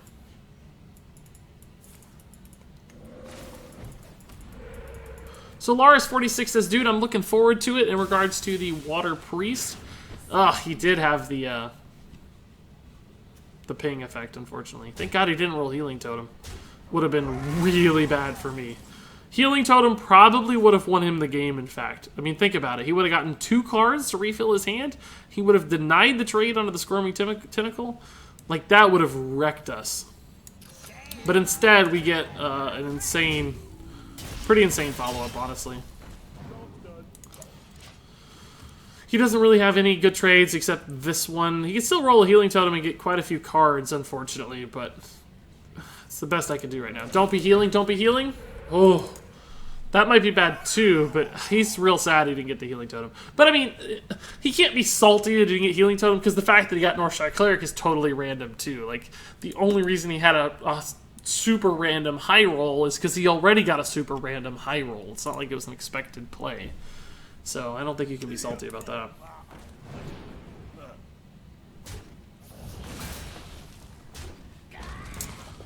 What are we going to do with this board? It's like really annoyingly wide, and our deck just doesn't have any AoE. That helps a little, I suppose. You can like Jade Shuriken. No, I don't have enough mana to, like, Jade Shuriken, it's just there's no mana left to do anything with. I think I just charged Devil Sword, don't I? It goes down to 3. I can't give it stealth, unfortunately. I can assassinate a 4/4, but that's like the worst play in history.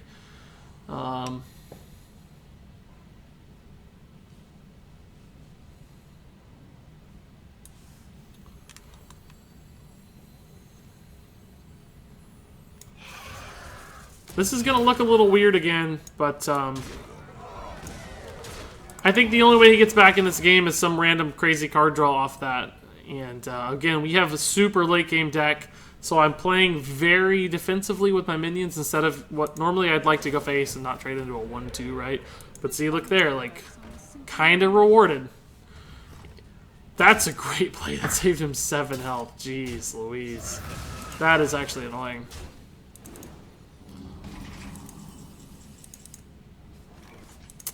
I think I'll weapon Jade Shuriken this, trade into the 2/3 here. Leaves him with 3 damage, so he can actually kill this, but we can give it stealth, right? The problem is I can't do much else with my turn. I could just Sogoth and trade into this. It's bad to Maelstrom Portal.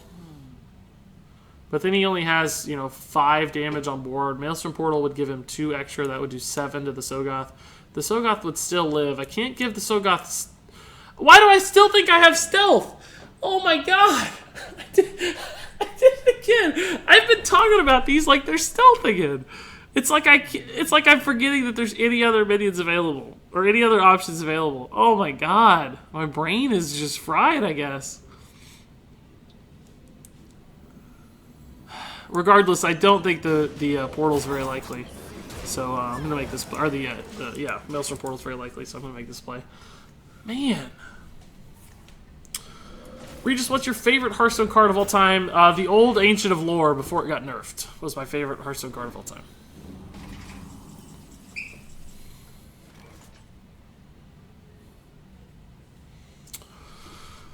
I think Elise, Jade Shuriken Hero Power is probably fine. Elise, Jade Shuriken Hero Power 7, 9, 10. We can even play the Flame Elemental. I think we'll save this by making this trade. We'll take the Sogoth down to 7. Shuriken Hero Power the Fledgling. I'm willing to go to 13. Like, that's not a problem. Here we go. So because of things like Flame Tongue Totem, I am going to deal with these minions instead of going 5 to face. I know. But we have 6 damage in hand. We can put it on a couple of these little token guys too to trade out if we want to, so I think we're good. Guadalupe wants to know, will you ever play or make vids of wild format or meme decks or serious decks? I'm not opposed to it from any... Oh, that hurt him almost as much as me. Jeez. He's going to actually kill the Sogoth, though. Good for him. Fortunately for me, I do not have any good plays. Oh my god. That doesn't even help. My hand is just god-awful. Do I have to assassinate a 3-3 right now?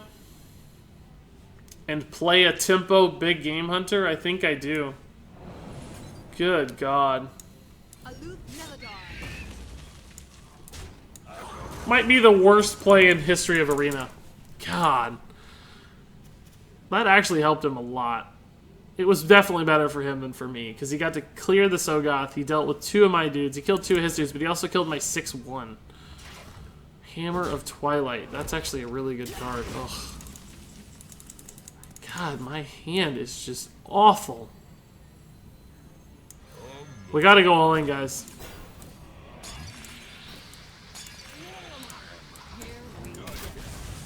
This puts me in a position to win next turn, right? Like, this shuts out the weapon. If this thing gets to attack again with my hero power, we have lethal. Even if he somehow deals with this, like, we still have 6 damage on board, 7 in hand. Like, we just put him on the clock, right? So, I don't know. Gotta go for it at some point. Oh my god. That is so annoying.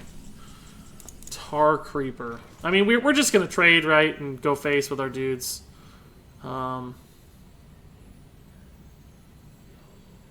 Actually, we're gonna kill the totem.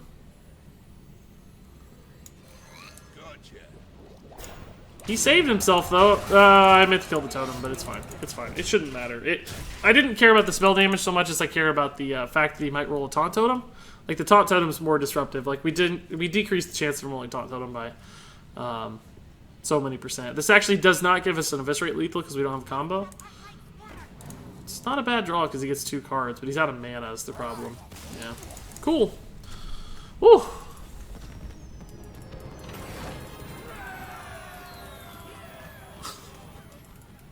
I like watching you make him play new decks, says Johnny Spin. Me too, dude. I like playing new stuff too, of course. Is that 4 or 5 wins? That's 5! I gotta be honest, I didn't even know this deck could get to 5, to tell you the truth. I thought this was like a 4 to 5 win deck, which it might still be, don't get me wrong. Maybe even a 3 to 4 win deck, just because tier score wasn't that good. It feels a little awkward. Early game is really, really suspect. Weird early game stuff. But,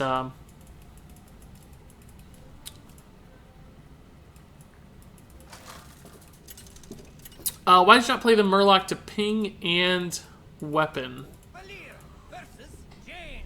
Did not want to take that extra damage? Would have kept the Elise alive? No.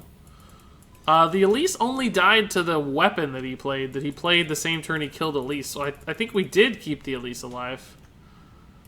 I'm not sure what you mean by Murloc ping and weapon, because I think the turn you're talking about, everything had 3 health. And Murloc ping and weapon would have only been 2 damage. I think we assassinated and traded. I'm not sure exactly what you mean. Either way, I don't know, worked out. Hey, did I catch the stream too late? Well, no, I'm still gonna go for a little while, so no, you're not too late. You're not particularly early, I would argue. I'm almost thinking about keeping this, just to give me something to play. It sucks, but I know we could try to get a little greedier, right? But we just have such an unlikely chance to get these cards that I think we have to be a little bit stupid with our mulligan. Because if we're not too careful, we're going to get Frozen Crusher, Sated Threshodon, Sogoth the Slitherer. By the way, I don't even think we've seen the Threshodon in 6 games. Has it even been in my hand? Maybe one time?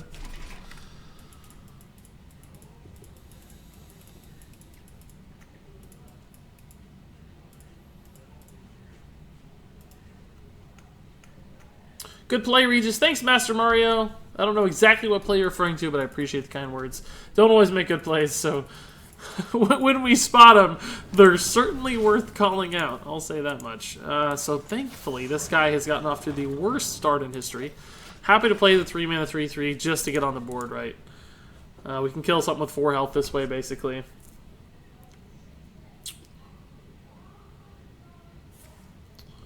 Reese, what do you think about my draft? Just got 2 times Dino Size. That's good. Vine Cleaver's good. Steed's insane. Drake's good. Noble Sack and Primal Fin Champion. That all sounds great, man. Good luck. I don't have enough mana. I know I waste a charge if I play the Shard here, but it kind of forces him to ping on 4. And I know he doesn't want to. Alternatively, we could just Zeril face, give him the trade. Got a decent 5 if I'm ahead on the board with Zeril.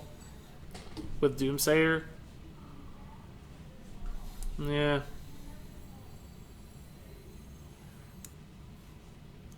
If I Shard and he pings, he may not have a 2-drop to play. He's clearly got a pretty awkward hand. He didn't have a 2-drop to start. I kind of just burned my turn 2 because I never used my hero power right. I was kind of banking it for trade value. But that's not coming, so I think we're just going to do this. I'm either going to force him to ping or force him to leave alive this 3-1. And then hopefully we can just play the Doomsayer, kill whatever he plays because we have 6 attack on board. Get the 7/7 out and be ahead for the rest of the game, maybe. I Eat Pear says, you're very helpful when you talk about how you're going to play your turn. Thanks, man. That's definitely always the goal. Well, that's the one thing I don't really have a good answer for, isn't it? I think we can still do this. It's less likely to live now, but... Ugh. Gonna go ahead and use this, as bad as this is, I think I'm gonna go ahead and use it to pop this Divine Shield. Just because I think he's gonna ping it. God, he didn't ping it this turn, though. Could pop the Divine Shield this way, too. But I do think health is going to be a constraint this game. Against Mage, I'm always worried about my health. Maybe I just don't do anything, but that gives him... Well, that's not going to matter. The Divine Shield doesn't actually matter if he goes this way. If he does ping, he's basically he's only going to be able to play a 3-drop. So I kind of shoehorned him into a 3-drop, which I think I can deal with. I'm actually just going to sit on this. It's a little bit weird. But that's just such an unfavorable lineup. I'm going to force him to react. Commit his turn. It's going to put me behind again on card advantage, but we have such a late game oriented deck. I'm okay. I'm more okay with him having cards than I am with losing a ton of tempo. He's got the kill for the Doomsayer. That's annoying. It's very bad. It's very, very bad for me.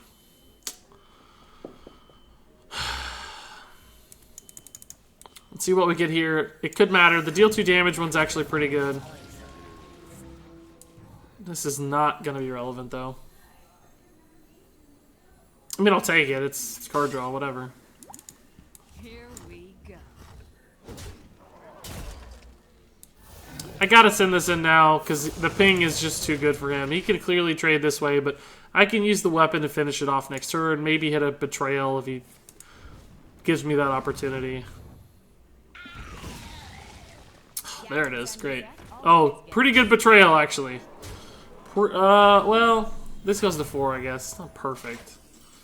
We can finish it off with the Fire Bloom and play Wasp or Panther, I guess. It's fine.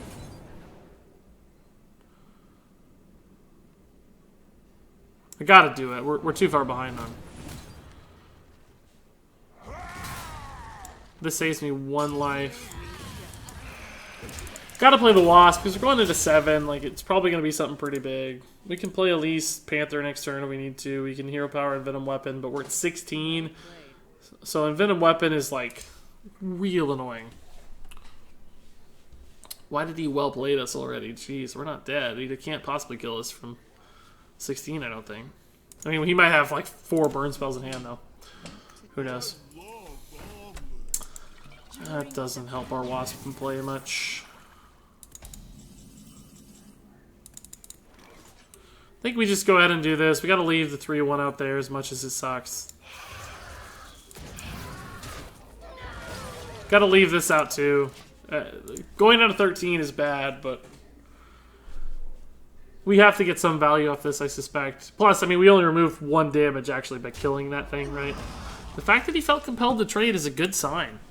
Because that means he's not thinking about my health total yet, right? That indicates to me that he doesn't have a ton of bursts in hand. Otherwise, he would have put me at 13 and just won the game over a couple turns. He doesn't think we're going to kill him because he knows he has a ton of health, and we don't have anything close to getting him down, so... I need him to play a 6-drop and develop Sogoth, trade into the 6-drop, and play behind Sogoth basically the rest of the game. That's what I don't want.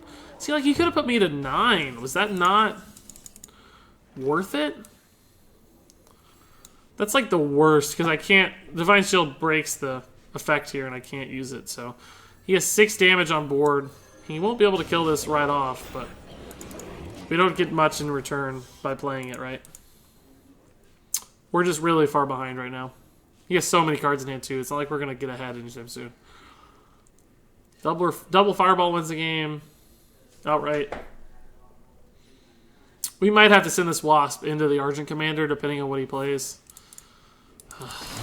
We just never got a turn to get value off that. That's so annoying. This is still alive, though, which is cool.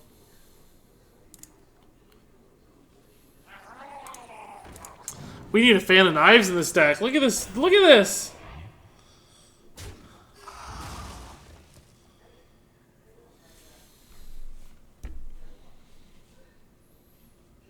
We desperately need a Fan of Knives in this deck. My God. Is there any good draws here?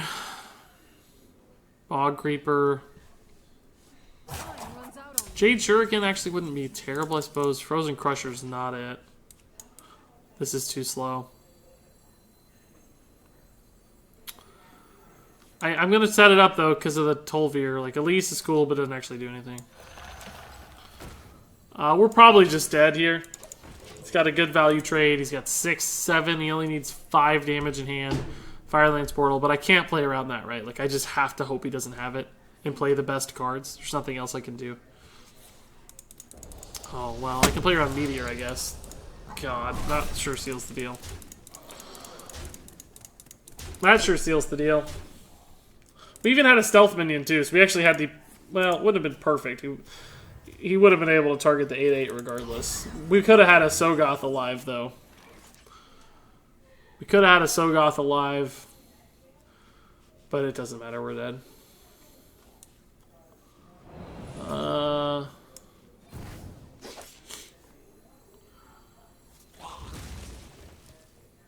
Yeah, we just don't have any outs.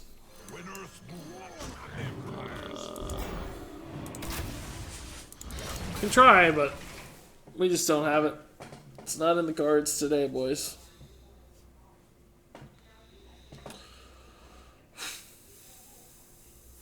He's not pinging face. This is the point in the game where I just ping face, I think. Although, he's got 3 damage guaranteed this way, at least. So next turn, we're dead. We don't have any heals. It's unwinnable.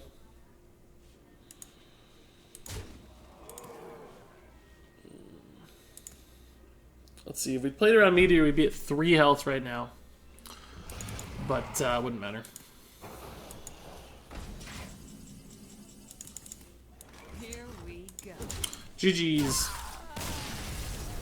Game plan, go to low health and stabilize with Sogoth. That has been the game plan thus far. It just doesn't work against Mage, right? Because they have so much burn. So many ways to get around that stuff. It's just not effective. Regis, please read my earlier comment about my gold. Regis, I have 405 gold and I just started playing not that long ago and I haven't unlocked the adventure, so should I save it to get it or buy packs? I think adventures are often going to give you a better just value for your gold, right? Like they're going to pay off better than do most other things. So I would say go ahead and get the Adventure Wing if you can find one that has cards you want to play and works with a deck that you want to play. Watch your back. Sorry I'm missing some comments here, guys. Parsa Panda says, what are you planning to do for your next top 10 video? I think it's going to be top 10 Discover cards. Not like the credit card Discover, but like cards in which you discover things, right? So, I'm not sure, but that's the plan. Hi, Regis Kilpin. Probably my first time watching you stream since you always stream when I'm sleeping, but I woke up to watch hockey tonight. That's awesome, late OG. Welcome, dude.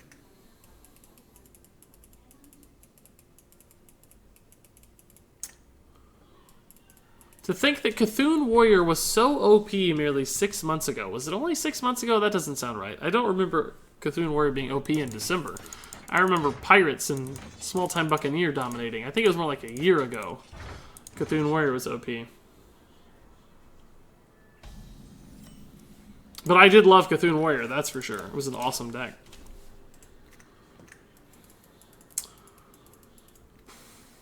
Blizz loves Regis Bronzebeard. I don't think so, guys.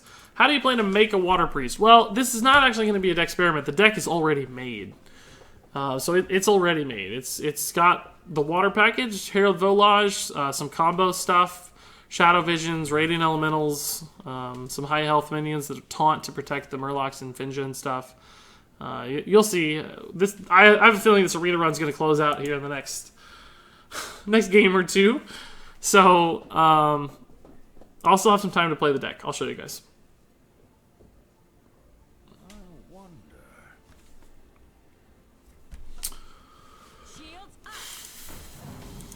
Just a tempo, Sun Fury. We don't have an elemental in hand, so I think I'm just going to play these guys for stats. What do you guys think? Not this turn necessarily, but sure love to hit a Firefly or a Glacial Shard this turn. Could Firefly, Glacial Shard, Jade Shuriken to kill this. Set up the good plays here. But maybe we can do both in a single turn later, so we're only reliant on one elemental instead of two. That could make a difference, so we'll see. Regis Gilman, I need you to explain why diamond is the hardest metal. I think it has to do with the physical structure of the molecules. They're not moving as much or something. They don't resonate at a frequency that clearly I'm making it up. I have no idea. But I'm sure that you can regale us with tales of the of diamond and why it's such a hard metal, seriously, so I hope you do.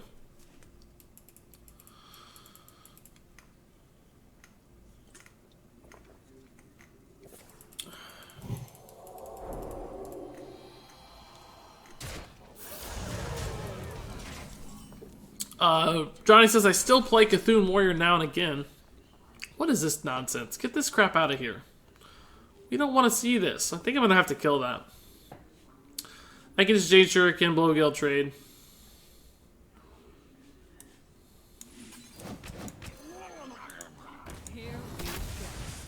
Take a lot of damage, but I actually end up with it. Oh! That's dumb. I didn't get the combo. Didn't get the combo. Just clicked out of order. That's stupid. That's dumb. That's a mistake. That could come back to haunt us. Probably not in a major way, but certainly good. We should have a 1-1 on the board. Thankfully, we're not like on a Jade deck where we're going to cost ourselves +1/+1 for the rest of the game. But still, +1 here could matter for sure. Whoopsie. What did you study in university/college? Psych. And more specifically in grad school, what is called industrial organizational psychology. Don't have a lot of great plays here, but at least we can theoretically protect this guy. If we had another 1/1 out here, we could trade that as well, which would be fun. But, we suck instead, so we don't have that. Oh, we could also have denied the taunt there, which would have been nice, but we don't have that either.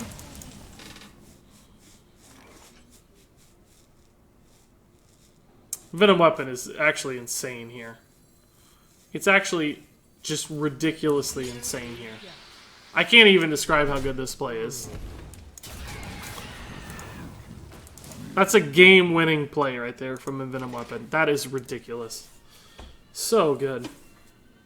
Time to perform some science. Regis Science Spin is here. Tom in Korea is intrigued by the Water Priest idea. Finja was the first legendary I pulled from Mean Streets, but I didn't have it. Didn't have Murloc War Leader, so I couldn't do the Water Rogue deck that was popular for a while. Yeah, I had a lot of fun with the Water Rogue myself.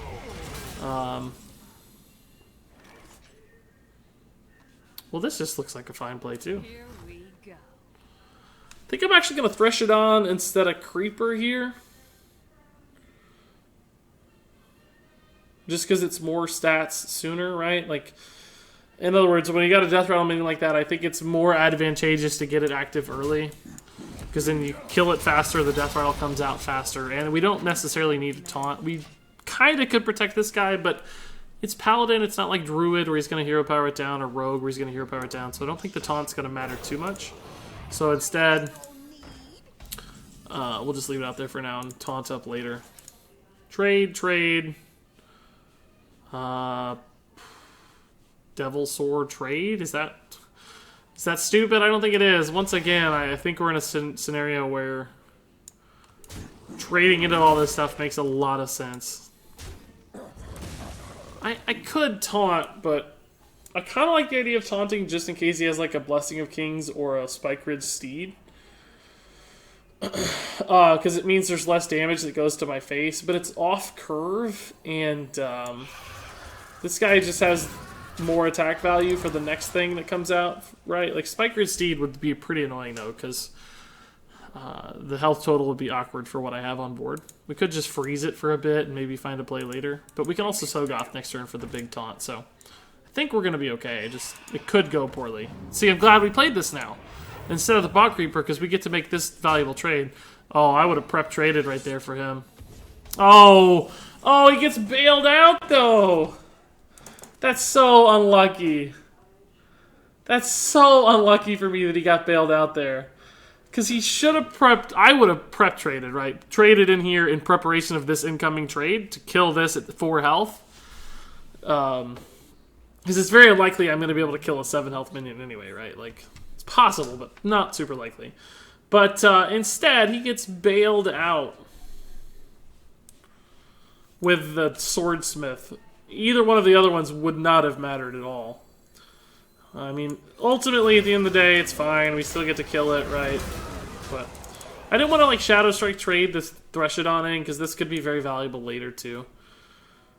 Just can't believe that. It was like a 1 in 3 there that cost me a 7 damage minion on the board that's very likely to have lived and traded into something in a future turn, right? See, how nice would it be to have a 7 attack, a 7/1 right now to trade into that, right? Like, we can still trade into it, it's fine, but just how cool would that have been?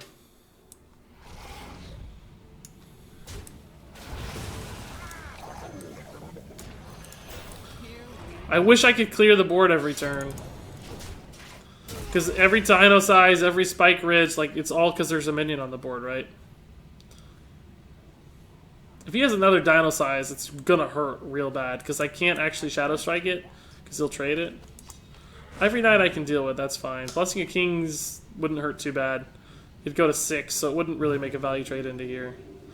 We don't even get information on what it was, because he's at full health. That sucks. Like, it didn't even show the amount. Did it show? No, it doesn't show. That's annoying. Do you agree that Jade, Order of Strength is Druid, Shaman, then Rogue? Yeah. Yeah. As far as... I mean, as far as, like, true Jade archetype is concerned, yes. But Jade Shaman is also very good. But it's not called Jade Shaman. Like, Token Shaman runs Jade cards. Like, Shaman actually has the best Jade cards, but Druid has the best Jade deck, if that makes sense. So, I think you're mostly right, but with that kind of caveat in there. That's an interesting decision. He did not care about the health total here. What does that mean? I wonder.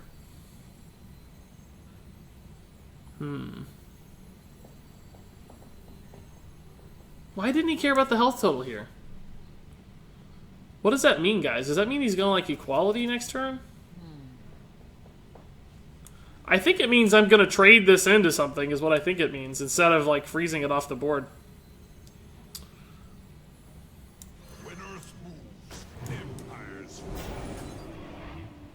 Gonna get that active while I can. Actually gonna value my health more than these minions, because of things like Consecration, right?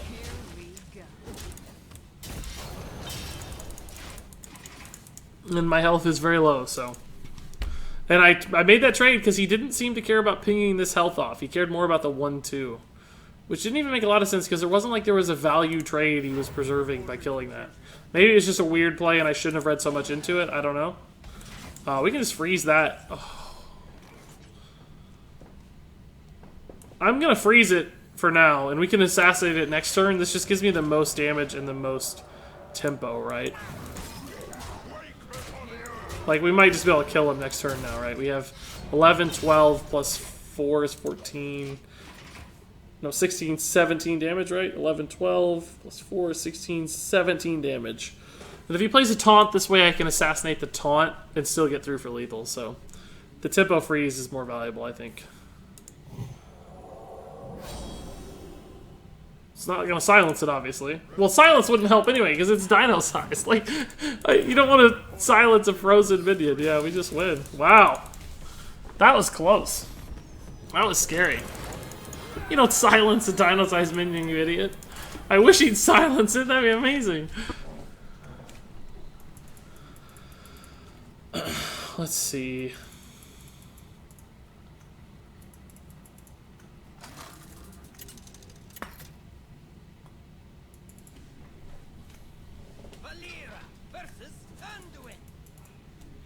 In before Spike Rid Steed. Yeah, it's always there, right? They always have it, so. God, I did not think this was a 6-win deck, guys. I don't even think we've played particularly well. Made a few errors here and there. I mean, mostly mechanical errors, not like strategic errors, I don't think. Which is, you know, that happens to everybody from time to time.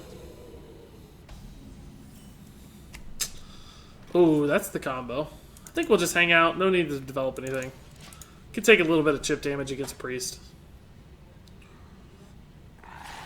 If he wants to do that.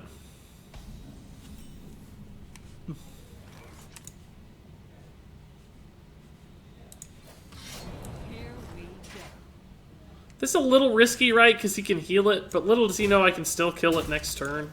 And if he does decide to heal it just for the value, like that takes out his turn 3, which I'm fine with.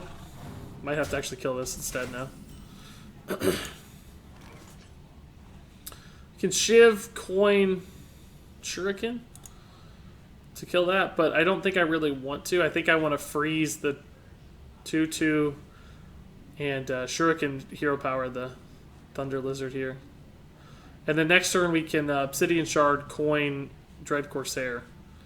And we don't have a weapon up, so we're in a good spot. It doesn't actually help to freeze this very much, right? But there's nothing else to freeze. We're going to kill the biggest guy, so...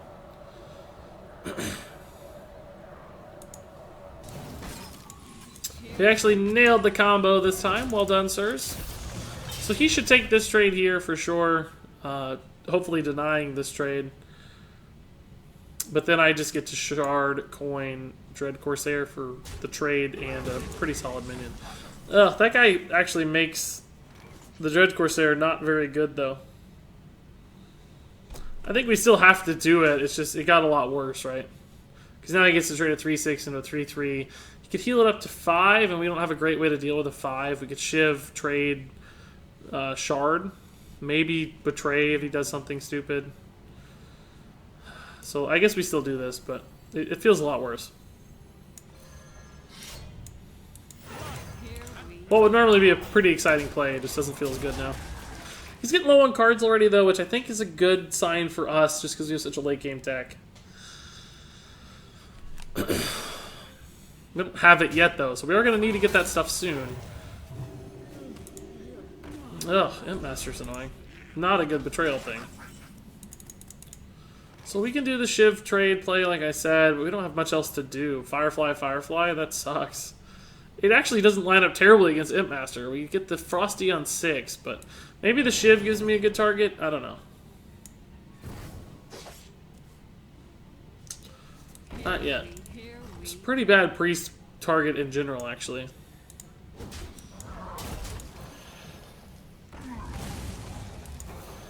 These actually aren't that bad against his board somehow. Like they don't, they kill imps. Surprisingly, he can a double trade, obviously, but then this becomes a weapon target again after a damage trade. Oh, we gotta kill that with a weapon, though, obviously, too. Betrayal is sick with this card, though. Like, if this is in the middle, Betrayal, it kills anything, right? Like, it's insane, but... Oh, God, we could actually freeze it out. We could freeze it out, but then I don't actually have a way to kill it because I lose my weapon, right? I could Betray onto other stuff, but right now that would be a 1-1, and that's it. So I think we just got to hit the Thunder Lizard here as much as the mana sucks. Because, no, we have the Frost Elliot. We don't have to. We can play it next turn. We can Frost Elliot this turn. So we can trade here, Hero Power, freeze the 1-4. Not that it's relevant, we just need a freeze target, right? So... Here we go. It's weird that he played that into my weapon. Like, he knew it was going to die. It must have been his only play. He must have some expensive stuff in hand. Good trade here. Thunder Lizard will be good. We can't do much with it. We can maybe trade Hosen. Ugh, that guy's annoying.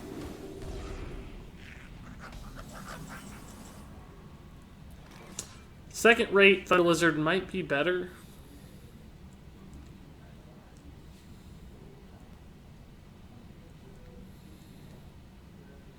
Dies for free to the Draconid, obviously. I could just kill the Draconid, play this, and the Thunder. Yeah, let's just kill the Draconid, play the second rate. It's getting a lot of value of this Imp Master, because I haven't been able to kill it yet. But the fact that this will kill it next turn means I think it's the right line. So we'll play it first, make sure it's discounted. Then we'll play this Thunder Lizard. I think +1/+1's our best possible option, because it's a Priest. And we'll just make this trade. I wish I could have Hero Power to save the 1-1 to trade into this or whatever, but should be okay. So we're out of cards. We need to hit a big Betrayal, I think.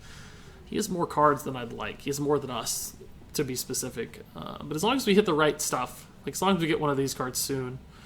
Tolvi or Sogoth is insane, of course. Oh my goodness. Doesn't really help much. Helps a little, but not much.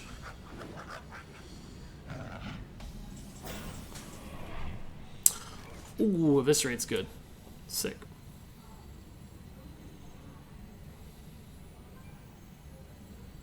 I was right all I think I'd like the Taunt to have a little more health than the Lizard here, so we'll just trade this way.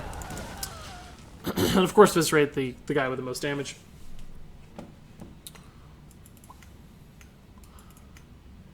Hey Regis, how you been? Doing well, Glenn Leo. How about yourself, man? Got a lot of people watching. We're hanging out, having some fun in Arena. Doing surprisingly well with our... Oh, that's a clutch play.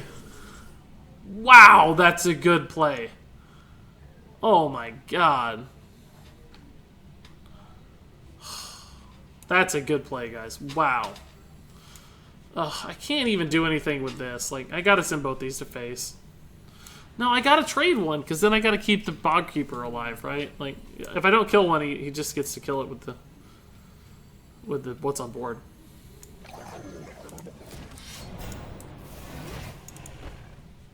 I'm actually gonna go this way so that he doesn't get a value trade off the Ravenholt, right? Although, would I even care if he did? He could heal it to 3. Yeah, I would care. I'm gonna trade this way. I don't want to give him the value trade. I want him to have to go into the Bog Creeper. I'm going to go ahead and start hitting face because we're probably going to have the mana to weapon up every turn. If not every turn, then very least every other turn. So there's very little risk in just sending some damage face when we can. Don't have Holy Nova. Don't have Holy Nova. Or Primordial Drake.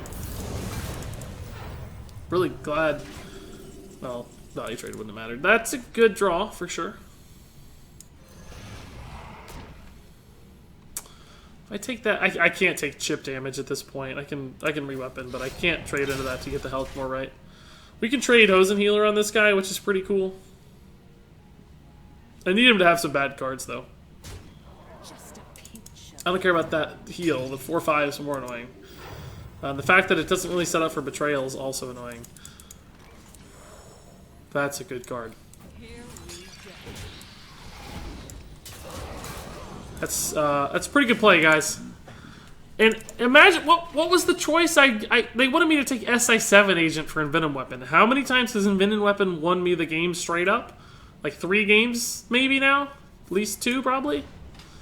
Like, forget that nonsense. I'm not gonna take freaking SI7 Agent over Envenom Weapon. Get out of here.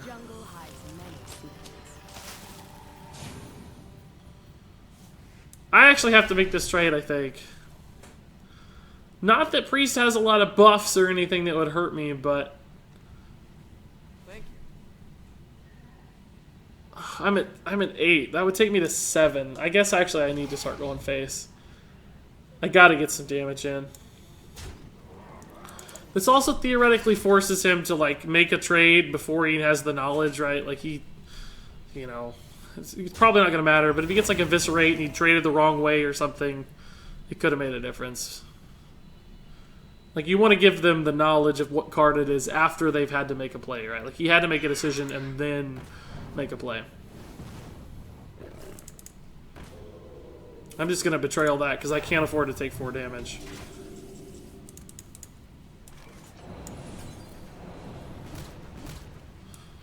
I think we definitely want the Threshodon to take the damage here. Just because if it dies, right, if it dies, it gives us some stuff back at least, right? So it's closer to death. Mind Control would suck, though, if he did Mind Control this. Also, that is so perfect, it's actually annoying. Like, we get to kill it, right? But it's just so annoying. Here we go. The card is so good.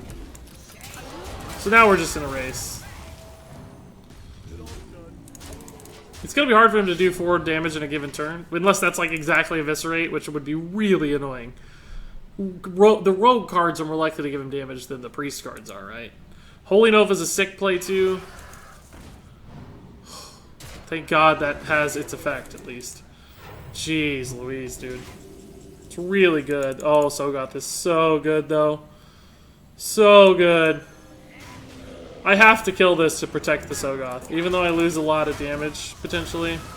We have threatening lethal on board anyway. If he could heal to 12, we have 11, so we don't technically have it, but if he wanted to commit a bunch of mana, we would have it. We can ignore that and just go face. Oh, no, we have lethal. Cool. The lonely bluegill sniper puts us over the hump for 7 wins. I'll take it. I'll take it. Wow. Wow. Guys, this is not a 7-win deck. Despite having 3 legendaries, right? They just aren't that good. At least, we've never even seen the pack, so this is literally just a 5-mana 5/5. Zeril, just very weak body for 4 mana. Sogoth has been clutch, though. Sogoth is pretty insane, I guess. Sogoth is the legendary that matters. Whew, 7 wins, guys. I'm feeling it. This is good.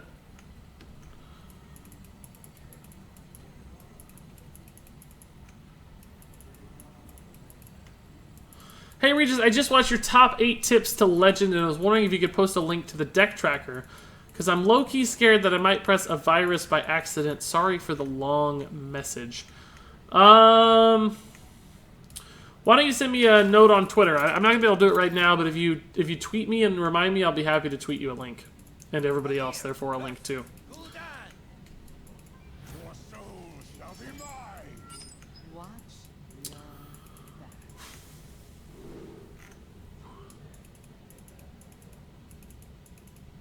Cracked Doodle mentioned having 2 times Blessing and 2 times Dino Size. Sniping suspected. Maybe it's possible, actually. I never thought about that, but it just don't seem like I'm a sniping target yet. But I guess it is possible.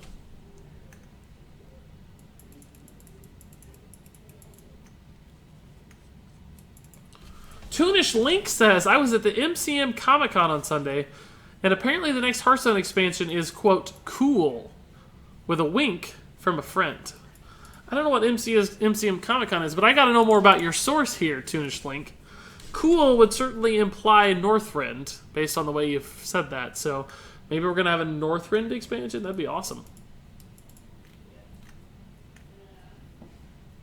That'd be awesome.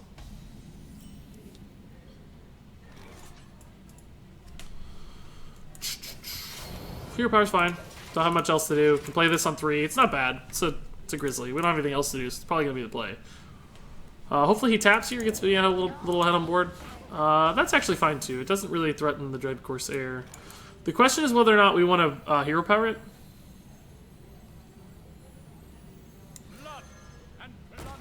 I think I'm probably going to Hero Power on 4, based on the information that we have. This gets punished by, like, Mortal Coil.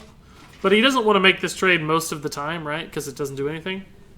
So if I get to hero power that down over 2 turns, might give me a slight advantage. Might also just encourage him to make a bad play. And trade into it and not actually do anything just because he's, like, spiting me, right? Which I don't think will happen, but... Demon Fire's pretty good with spell damage, but I'm glad I made the trade so I can kill this now. Jeez. That's gross.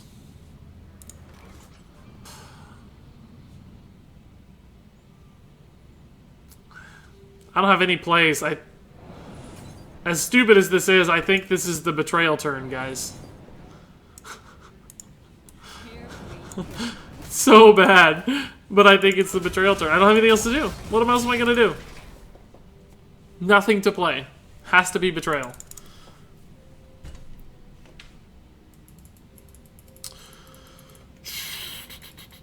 If it wasn't for the top deck, you would have missed lethal because you didn't attack. Did I not attack with my hero power the turn I played Sogoth, I guess?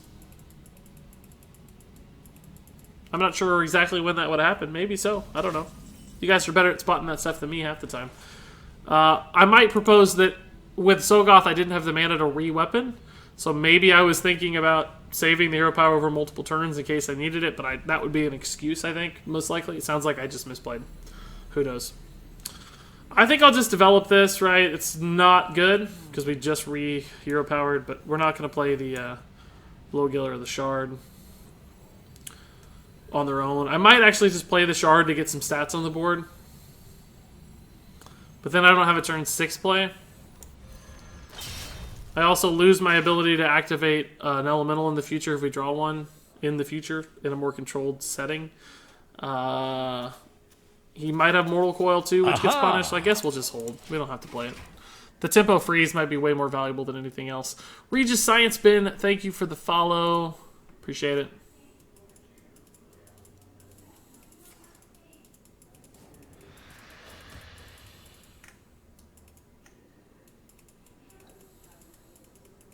Talk about a nice suit.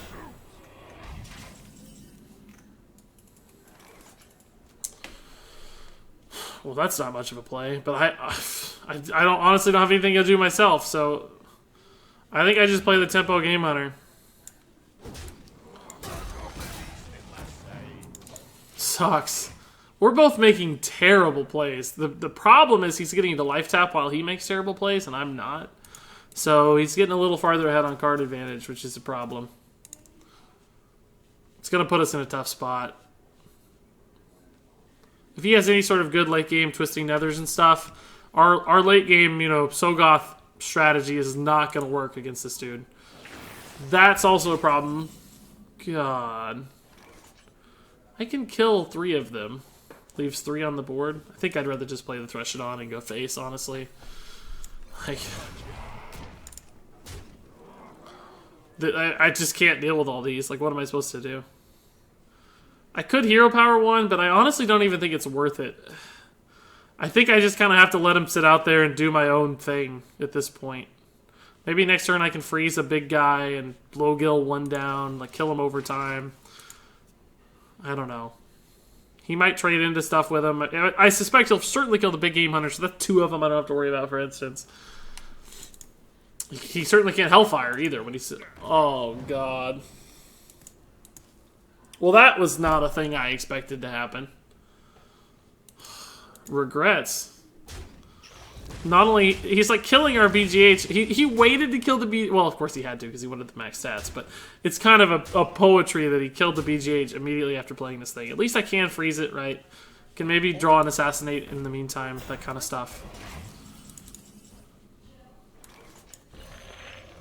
Like, we can figure out a way to kill it over a couple turns here, I think. Or maybe just kill him in the meantime. Who knows? Is the Shiv actually better here because we're looking for the Assassinate? Yeah, I think so.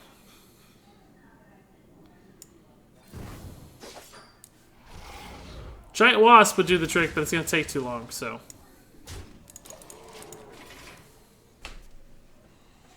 5 mana 10/10, pretty good. Yeah, pretty good. You got the White Eyes dude there. Huge fan Regis says, Flight Gab, have been watching your YouTube videos for years and just now got signed up for a Twitch account. Well, welcome, dude. Thanks for the kind words and all the support throughout the years. Hope you're having fun. You've got to attack with the dagger at the end of the turn. You had 2 charges, but no problem. You got him. Yeah, that sounds like a mistake, certainly. Well, we can just tempo freeze him again here. Devil Soar into this and Weapon into it. Send 5 more to face. We might just set up for a lethal next turn. Could freeze and play the Wasp also, though. He just Primordial Draked. I can kill this with the Weapon and the Dude. Puts me down to 10. Let's freeze and play the Wasp and the Validated Doomsayer. That's 9 mana. I like that play better. This takes my 5/5. Oh, no, this actually lives, too. That's good.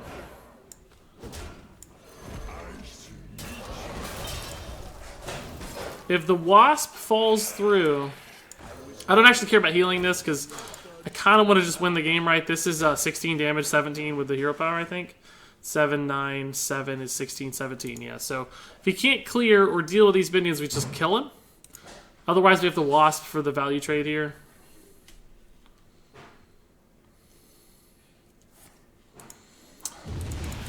Oh, Hellfire's pretty good, though.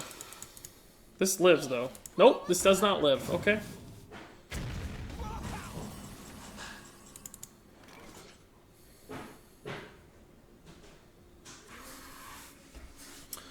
I'm 1 off for being able to kill this with Bluegill. I could weapon it, of course, but that's not very exciting.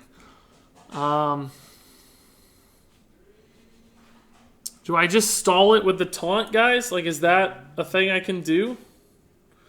I can get the guaranteed Devil Soar clear for it right now. But I lose my entire turn, basically, right? Like, I don't develop anything on the board. We still haven't drawn the Assassinate. That's a good Hellfire. Brutalized by Hellfire here. Really tough.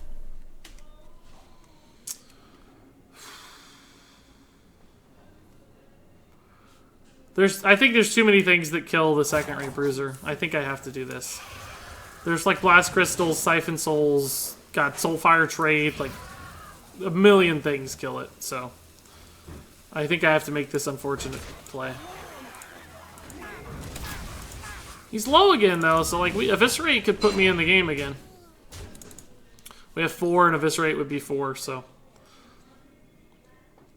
we're at 7 as well, so a lot of stuff can happen still. But we were technically ahead on board, but he has a lot of cards. He's not going to need a life tap probably with 6 cards in hand. Taunts are bad. We can at least hold out a little bit with our own taunt. Maybe push 5 to face if he can't kill my board. Jade Shuriken is also lethal. Some good draws. Sogoth would be sick. Bog Creeper would be a sick draw. Really just like to see Eviscerate or Jade Shuriken, though. It's like 2 out of... Taunt would be annoying, for sure. Taunt Divine Shield or something would be annoying. Poisonous I don't really care about so much. Taunt I do care about. That's very bad.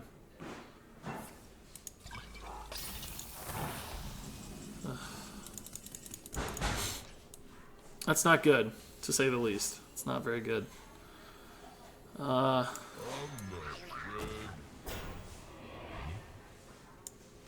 think I gotta do this, and I think I have to play this too. Just to get the stats on the board in case they give me the damage I need next turn, right? Because only 2, otherwise, once he makes this trade, he might just be dead, right? Blast Crystal, Siphon, same stuff as before. Because we couldn't kill this without using our hero power this turn, which means we would have died to the 8 damage, obviously, so... The Poisonous was a waste. He must have had bad choices for the Poisonous. Hopefully he just has to make the bad trade. And we have 4, and again, Eviscerate, Jade Shuriken. Like, we're in a position here to maybe squeak this out. It's going to be tough, though, because he has cards. Cards are the problem. Taunt also was the problem. We wouldn't have top-decked it anyway, it turns out. So the Taunt didn't actually matter. We were going to have to deal with that minion regardless. The Taunt ended up actually being a bit of a waste. Just based on our draw. Of course, he made the right decision to pick it. It's just in hindsight, it didn't really make a difference, so...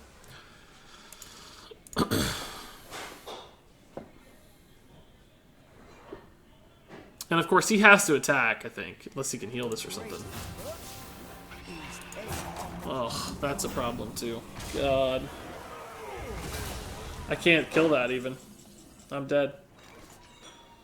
He has 7 on board. Just dead. Just in case he misses it, we won't do the work for him, but we're dead.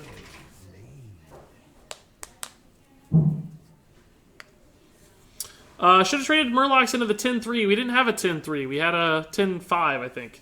It took 2 damage from a Primordial Drake and 3 damage from a Hellfire.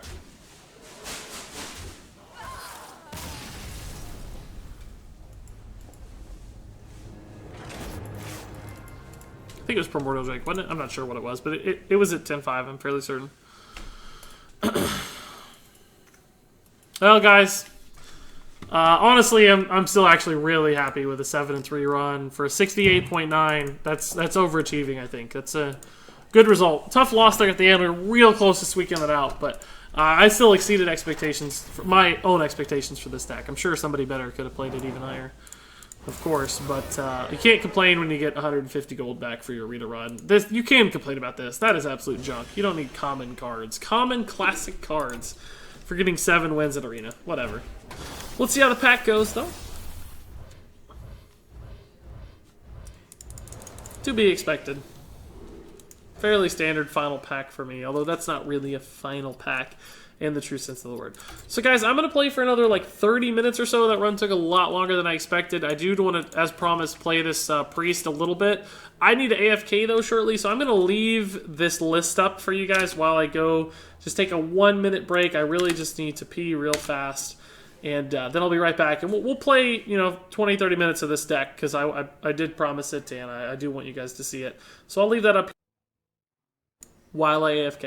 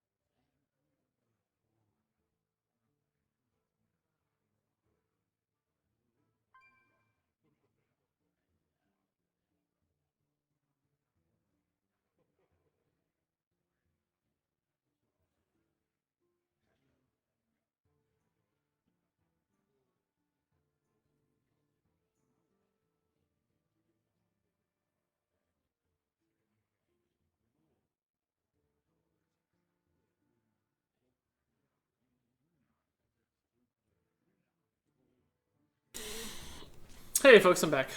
As you can obviously see,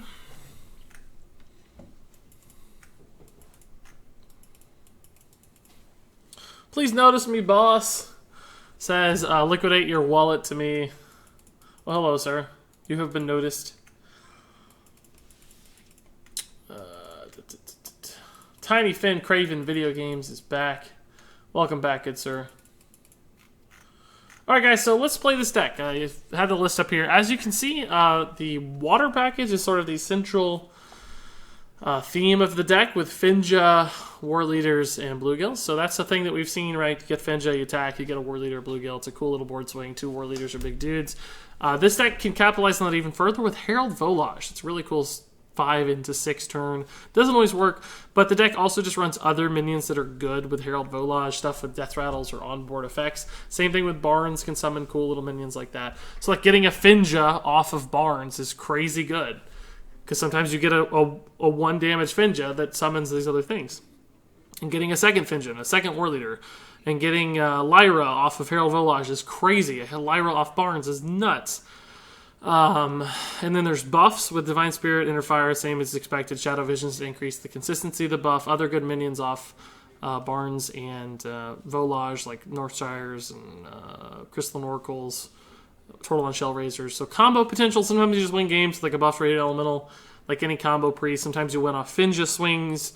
Sometimes you win off late game Lyra value. There's just a lot of different stuff this deck does. And as I mentioned, I've been playing it hovering around rank 3 and 4, basically. Bouncing back and forth, as you can see here from the rank. And winning games, surprisingly. Winning a fair number of games. So it's actually really good against aggro because of like a lot of the early game minions and taunts that you can get with like Tortolons. And does it run Tar Creepers? I'm not sure. I do need to get up a deck tracker though. Let's see if I can do that mid-game here. May not be worth it so much because I'm only going to play 3 or 4 games, but we'll try. As far as Mulligan's concerned, that was all junk, right? Let's see here. Let's see if this works. It might be pink, guys. Don't freak out. It is pink. So this is not actually the full deck list, I don't think, because... just a sec here. Uh-oh. Uh-oh, I'm pink for too long. I messed it up. There we go. Yeah, this is... Yeah, this is actually the full deck list. It got it. Yeah, this is right. Bad at opening. Really trying to hit some 1-drops here. A lot of early game 1 and 2 drops, right? Is someone injured?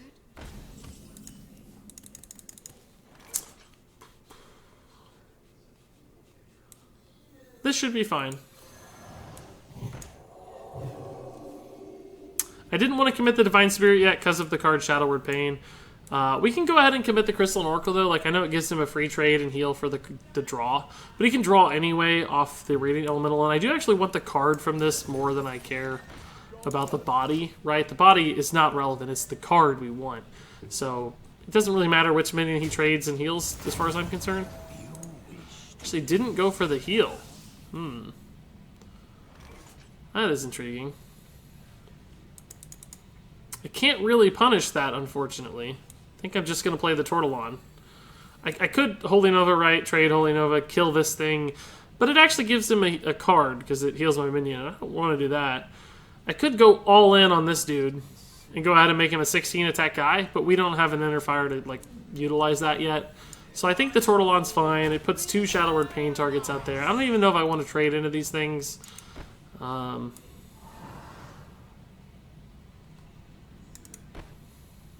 Takes it to 3. He heals it to 5 again. You only have 4 on board. A Holy Nova does a little bit of work, though. Circle of Healing would draw him some extra cards, but it would also heal my dude back up.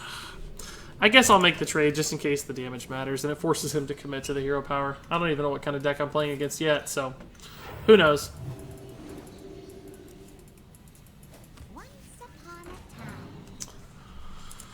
a time. Holy Nova doesn't look great, but... This is not going to be very good against him with a dragon deck, right? Like, it's almost time to do this, but not quite, I suspect. Still don't have a great line anywhere here. You wish to live forever.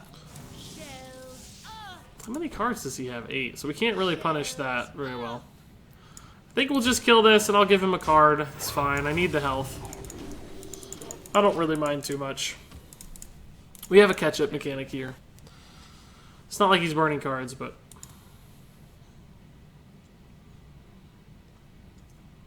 There might be a strategy where we make him burn cards with Holy Nova soon, though, depending on how he does this, right? Like, we could trade in some stuff that draws him a ton of cards.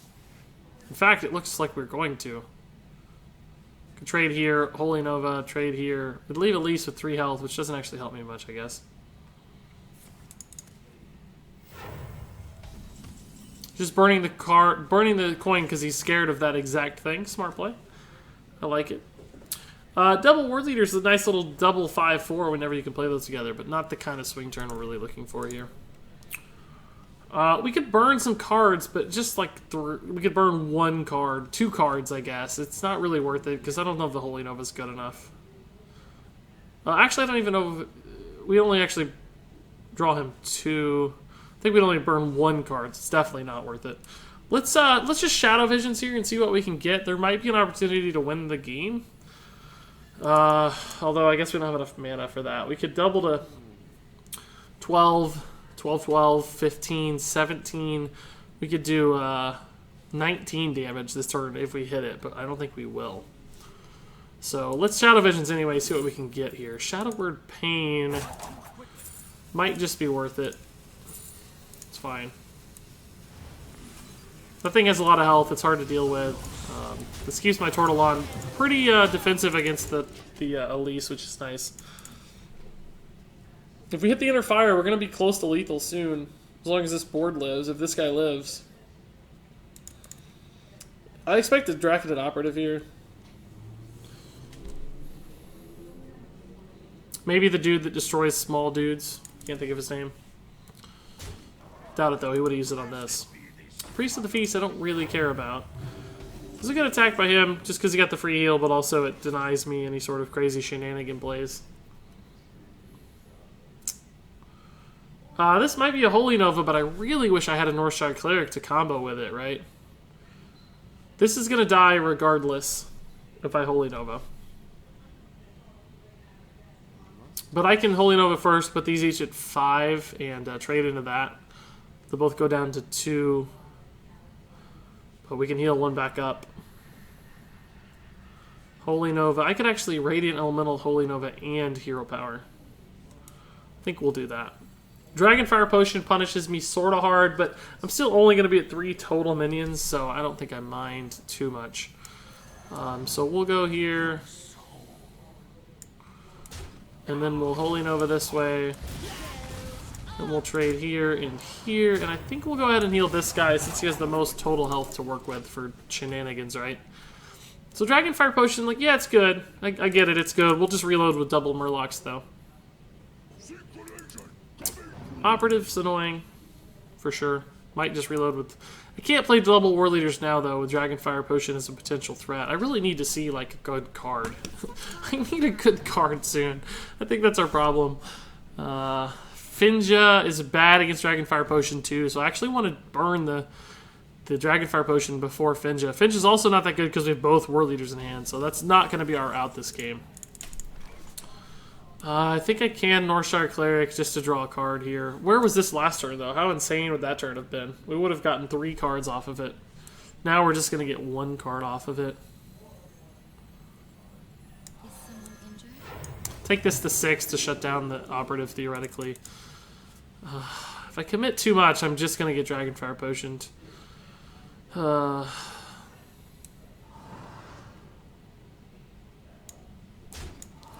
This is obviously not a super exciting turn. It might not be enough to encourage the potion, though. Might Holy Nova me too. Primordial Drake, I forgot about that card on 8. Yeah, that's pretty good.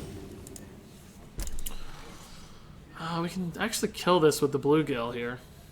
6 mana. The Operative lives, though. Dragonfire is absolutely useless. That's 8 mana, so I can't heal for a draw if I do the War Leader Bluegill play.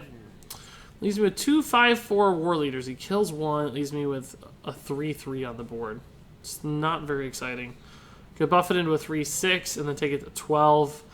Dragonfire Potion is useless, though. Like, I just don't know how I win this game. I think I have to just heal and figure something out later. Sucky as that sounds, when he has that many cards in hand, like, my god, I don't think there's a path to victory here. Barnes is at least a playable card. See what we get. Probably Lyra and we'll waste it. Well, I can actually work with that. Let's try this. It's actually not a bad little recovery based on where we were. I wouldn't be surprised to see a Dragonfire Potion again, though. Would not surprise me at all. Where did you get the idea for Water Priest? It really just came about from trying to make Herald Volage a card that worked. That's literally it. I wanted to make Herald Volage work. Not Dragonfire, he wouldn't have done that. It's a good sign. He's scared of that. That's cool. It's good to know. Alright, he hasn't Dragonfired ever. I think we just gotta go now.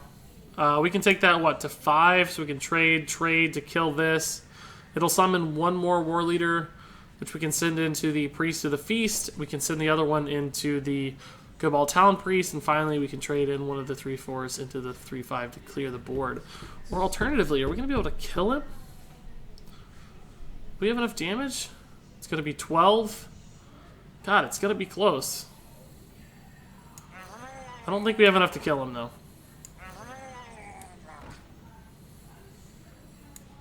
So let's do this first. Finn's just going to die, unfortunately, because it's just how it works.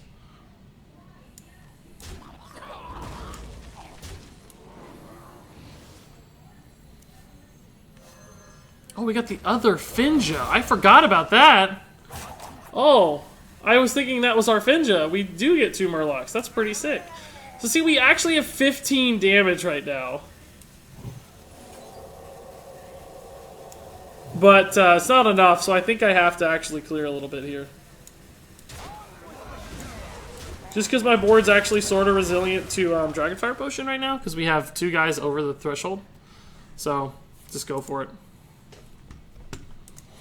Dragonfire Potion certainly nerfs one of these, but still 7 damage on board. I'll take it. You guys got to at least see what the deck's supposed to do. Like, that was a cool turn. Imagine if he didn't have a taunt on board, we would have just killed him, I think.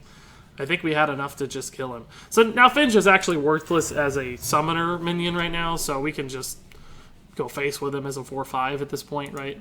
Develop more dudes. Herald Volage would be the absolute best draw on the deck. It'd be insane, because we'd get another free Finja and another free War Leader, which would just be crazy.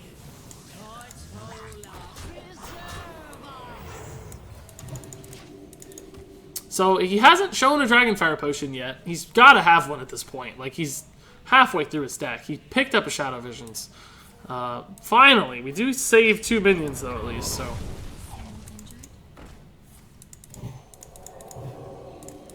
Got 5 on board. Could kill that, but it doesn't seem worth it, really. Shadow Word Pain. It's fine. That's worth it. We'll actually heal this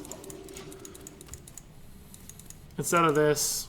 Mostly because of Potion of Madness, right?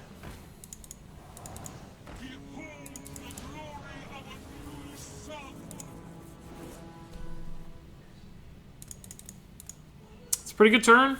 We haven't gotten our 2 big legendaries yet. Oh, man. Just the Shadow Vision chaining is crazy. We'll have to Dragonfire, obviously, this board. Can't let that alive. It sucks that I can't keep my minion alive either, but whatever. We're not going to win this game. He has more control than we do. Our deck's more about kind of mid-range gimmicks as opposed to full-on control, right? Like, we can't deal with whatever this card's going to be. We could hit a big Lyra, I suppose, and still find a way out of the game, but...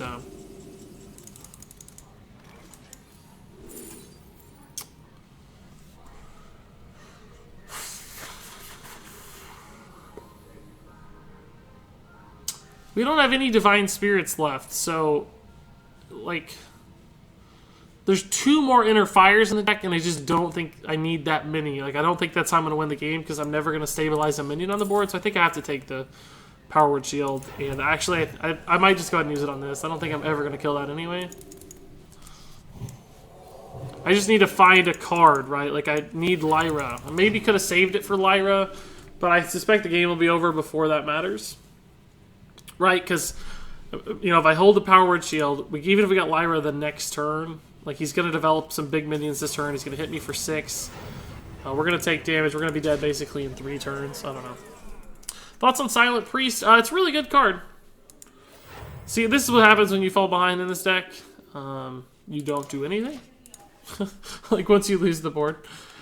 Regis, you going to do anything for 2,000 followers on Twitch? No. It's great, don't get me wrong. I think it's awesome. It's cool. I'm glad you guys follow me on Twitch and everything, but nothing special. I'm going to do another giveaway before too long, probably for 15k subs on YouTube, so stay tuned for that, but... maybe when 5,000 on Twitch comes or something. You forgot to put in Ultra Soar. Yeah, you're right. I did. Forgot.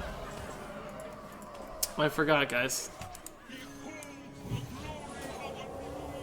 I don't think there's any outs here. I think he has... well, that actually... if we got like a Mass Dispel somehow and could play it, I suppose we could, but we don't have the mana for that, so... I don't have the mana for that either.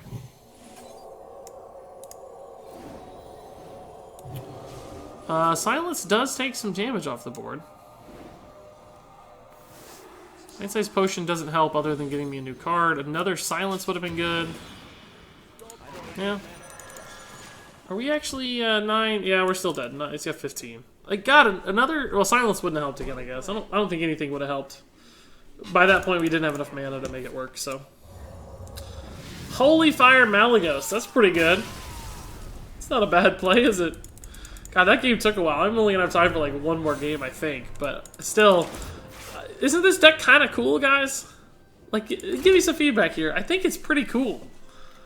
I don't know if it's good yet. It's got the potential to be good. I don't think Priest is its best matchup. It's better against aggro decks.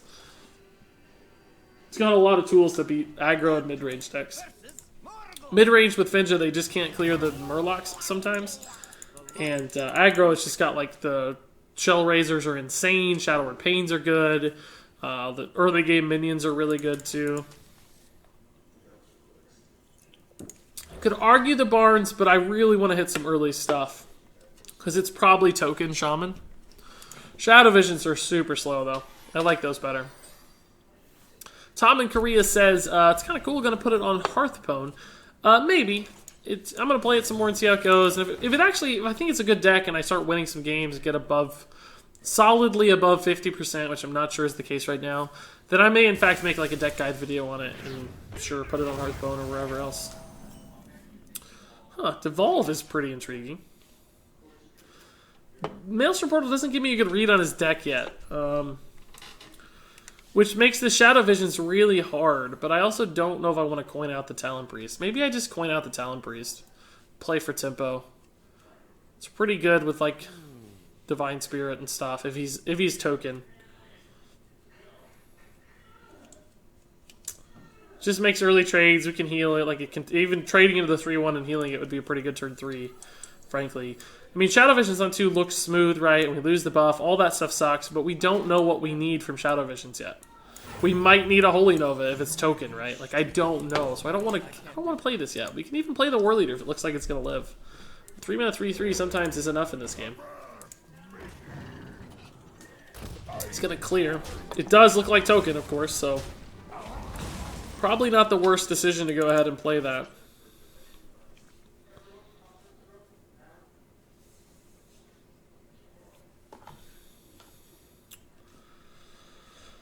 I can take the Corsair off the board with this War Leader, but it just doesn't do a lot. I mean, we can also just devolve it if we want. I could Shadow Visions now that I kind of know what I want, and maybe just wait. Like, 3 damage is not that intimidating.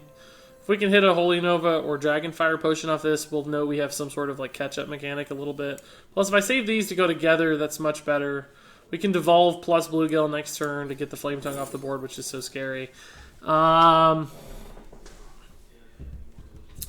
Yeah, I think Holy Nova is just too good against Shamans, right? We might also get some card draw off of it with Northshire eventually, so...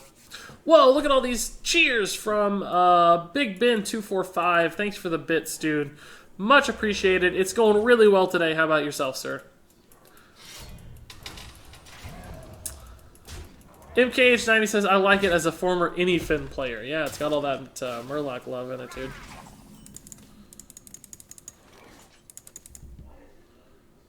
So, like, I should probably just go ahead and devolve this in preparation for the Holy Nova on turn 5. Just because Bloodlust is a card, right? Like, you kind of have to already start dealing with this stuff. And the Flame Tongue just adds to that pain, right? So, I think we have to just go ahead and do this. It's really not going to change that much. Like, this is going to go to a 1/1.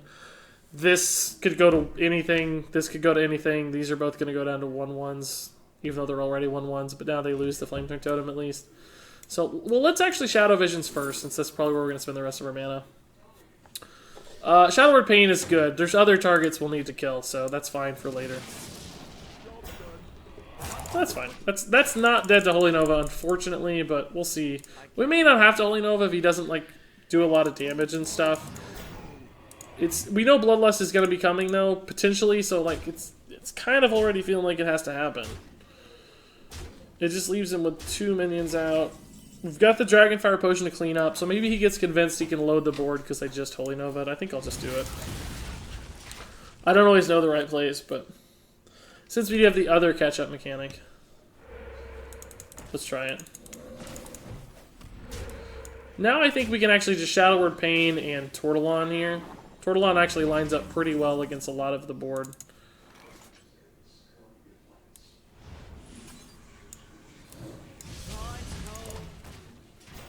Tortola! Aha!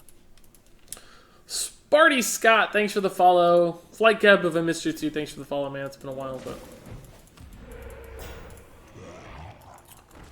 I only play Standard. Is it safe to assume Blizzard won't do anything crazy in the future with the pass cards and can disenchant all the wild sets? I honestly don't know that it's safe, to tell you the truth, man. They've done some weird stuff. Who's to say? This deck does not run Hex, but it does run Devolve, so I can't really go in on the Divine Spirit yet. I think I'm just going to Dragonfire Potion.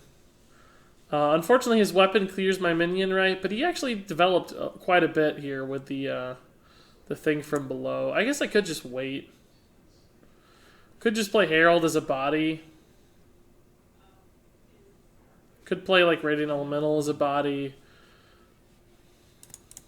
Because like Herald summons a 1/1 and a 5/5. He's a 6/6 for 6, right?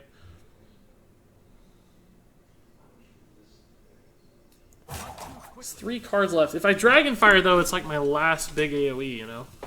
Kind of scared. There's just not that much threat on the board, but I think I have to because of Bloodlust. It sucks, but I kind of think I have to. I wish this had like 3 health instead of 1, so that he couldn't kill it. Because I'd love to hit like a Herald with it or something. High is annoying, jeez. Look at how good they refill the board. That's what I hate about this token deck. It's just refill the board, refill the board. You think you've got them, and somehow they've already played 4 more minions, right? It's crazy. And, like, I don't even have a good play here. I mean, it's my fault. It's my deck, right? It's not like it's some surprise. I should know exactly what kind of plays I have. Aha! I can War Leader into Bluegill, into Shadow Word Pain on the 3/3 that comes out, but my War Leader's dead, my Bluegill's dead. All it does is sort of hold me over. I mean, he's almost out of cards, though, so holding myself over might actually just be enough, right? I think we have to try and see.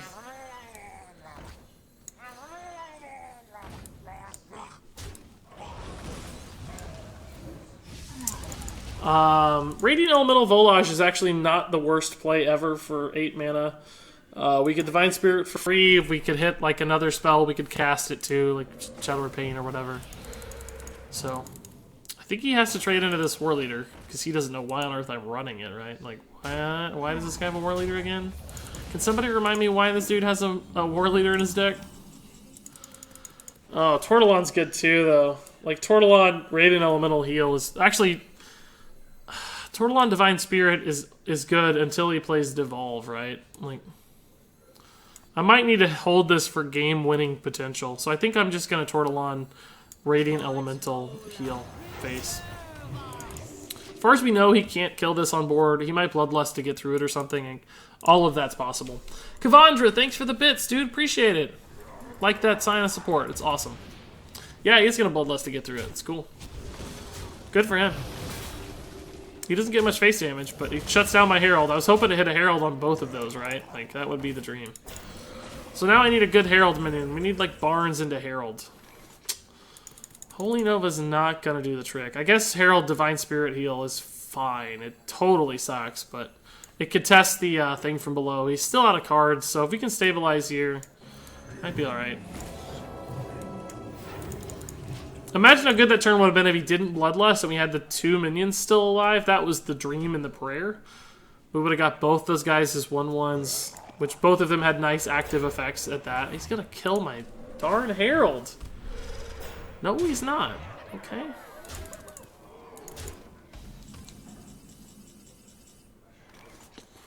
think I might be dead, boys. They're not quite dead, but mostly dead. Mostly dead, I think.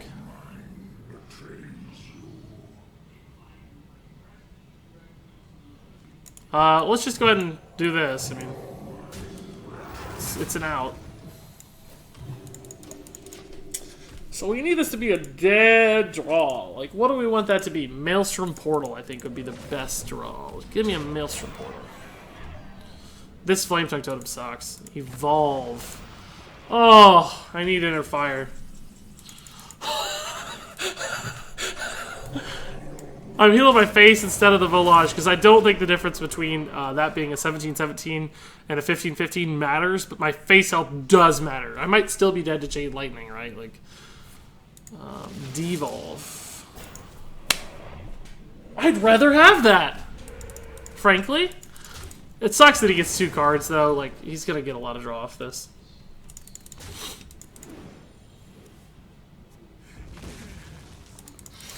That's a good draw, too. Ooh, that's risky, dude. That's really risky.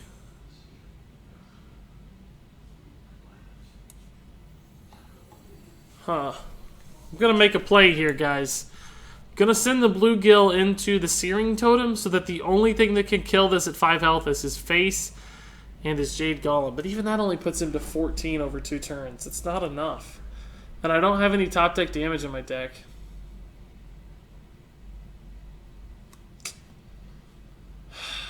I wish I could get this up to 6 health somehow.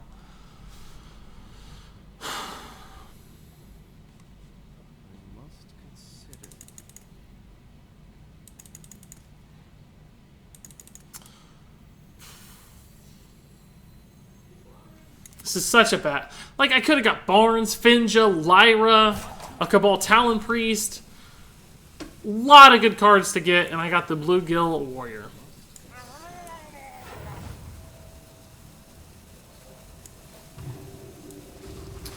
I think this is the best play, actually. Still.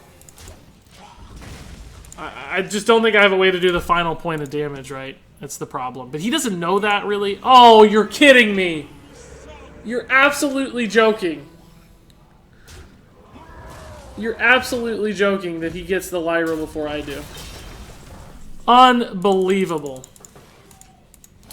That's actually probably the best draw in my deck. Although I don't have any... I can't get a Bluegill off of it. It's just a stealth, so he may not be able to... It's like the one... Don't be Taunt Totem.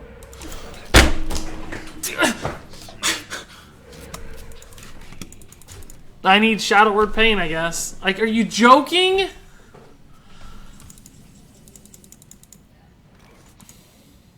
I can't even draw off of this.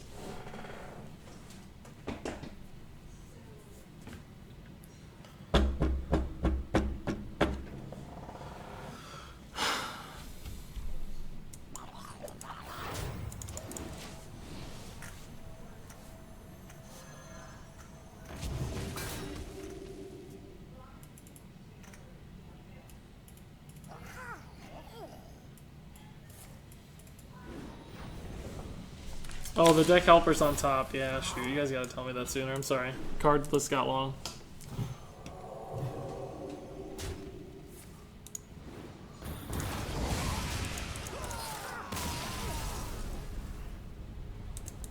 Everybody who judges me for my luck when I open packs, just go watch videos like this. Just go watch videos like this. 25% for lethal. He hits the 25%. It happens every time. I never roll. I don't ever just not hit high rolls. Like, I always lose the low rolls too.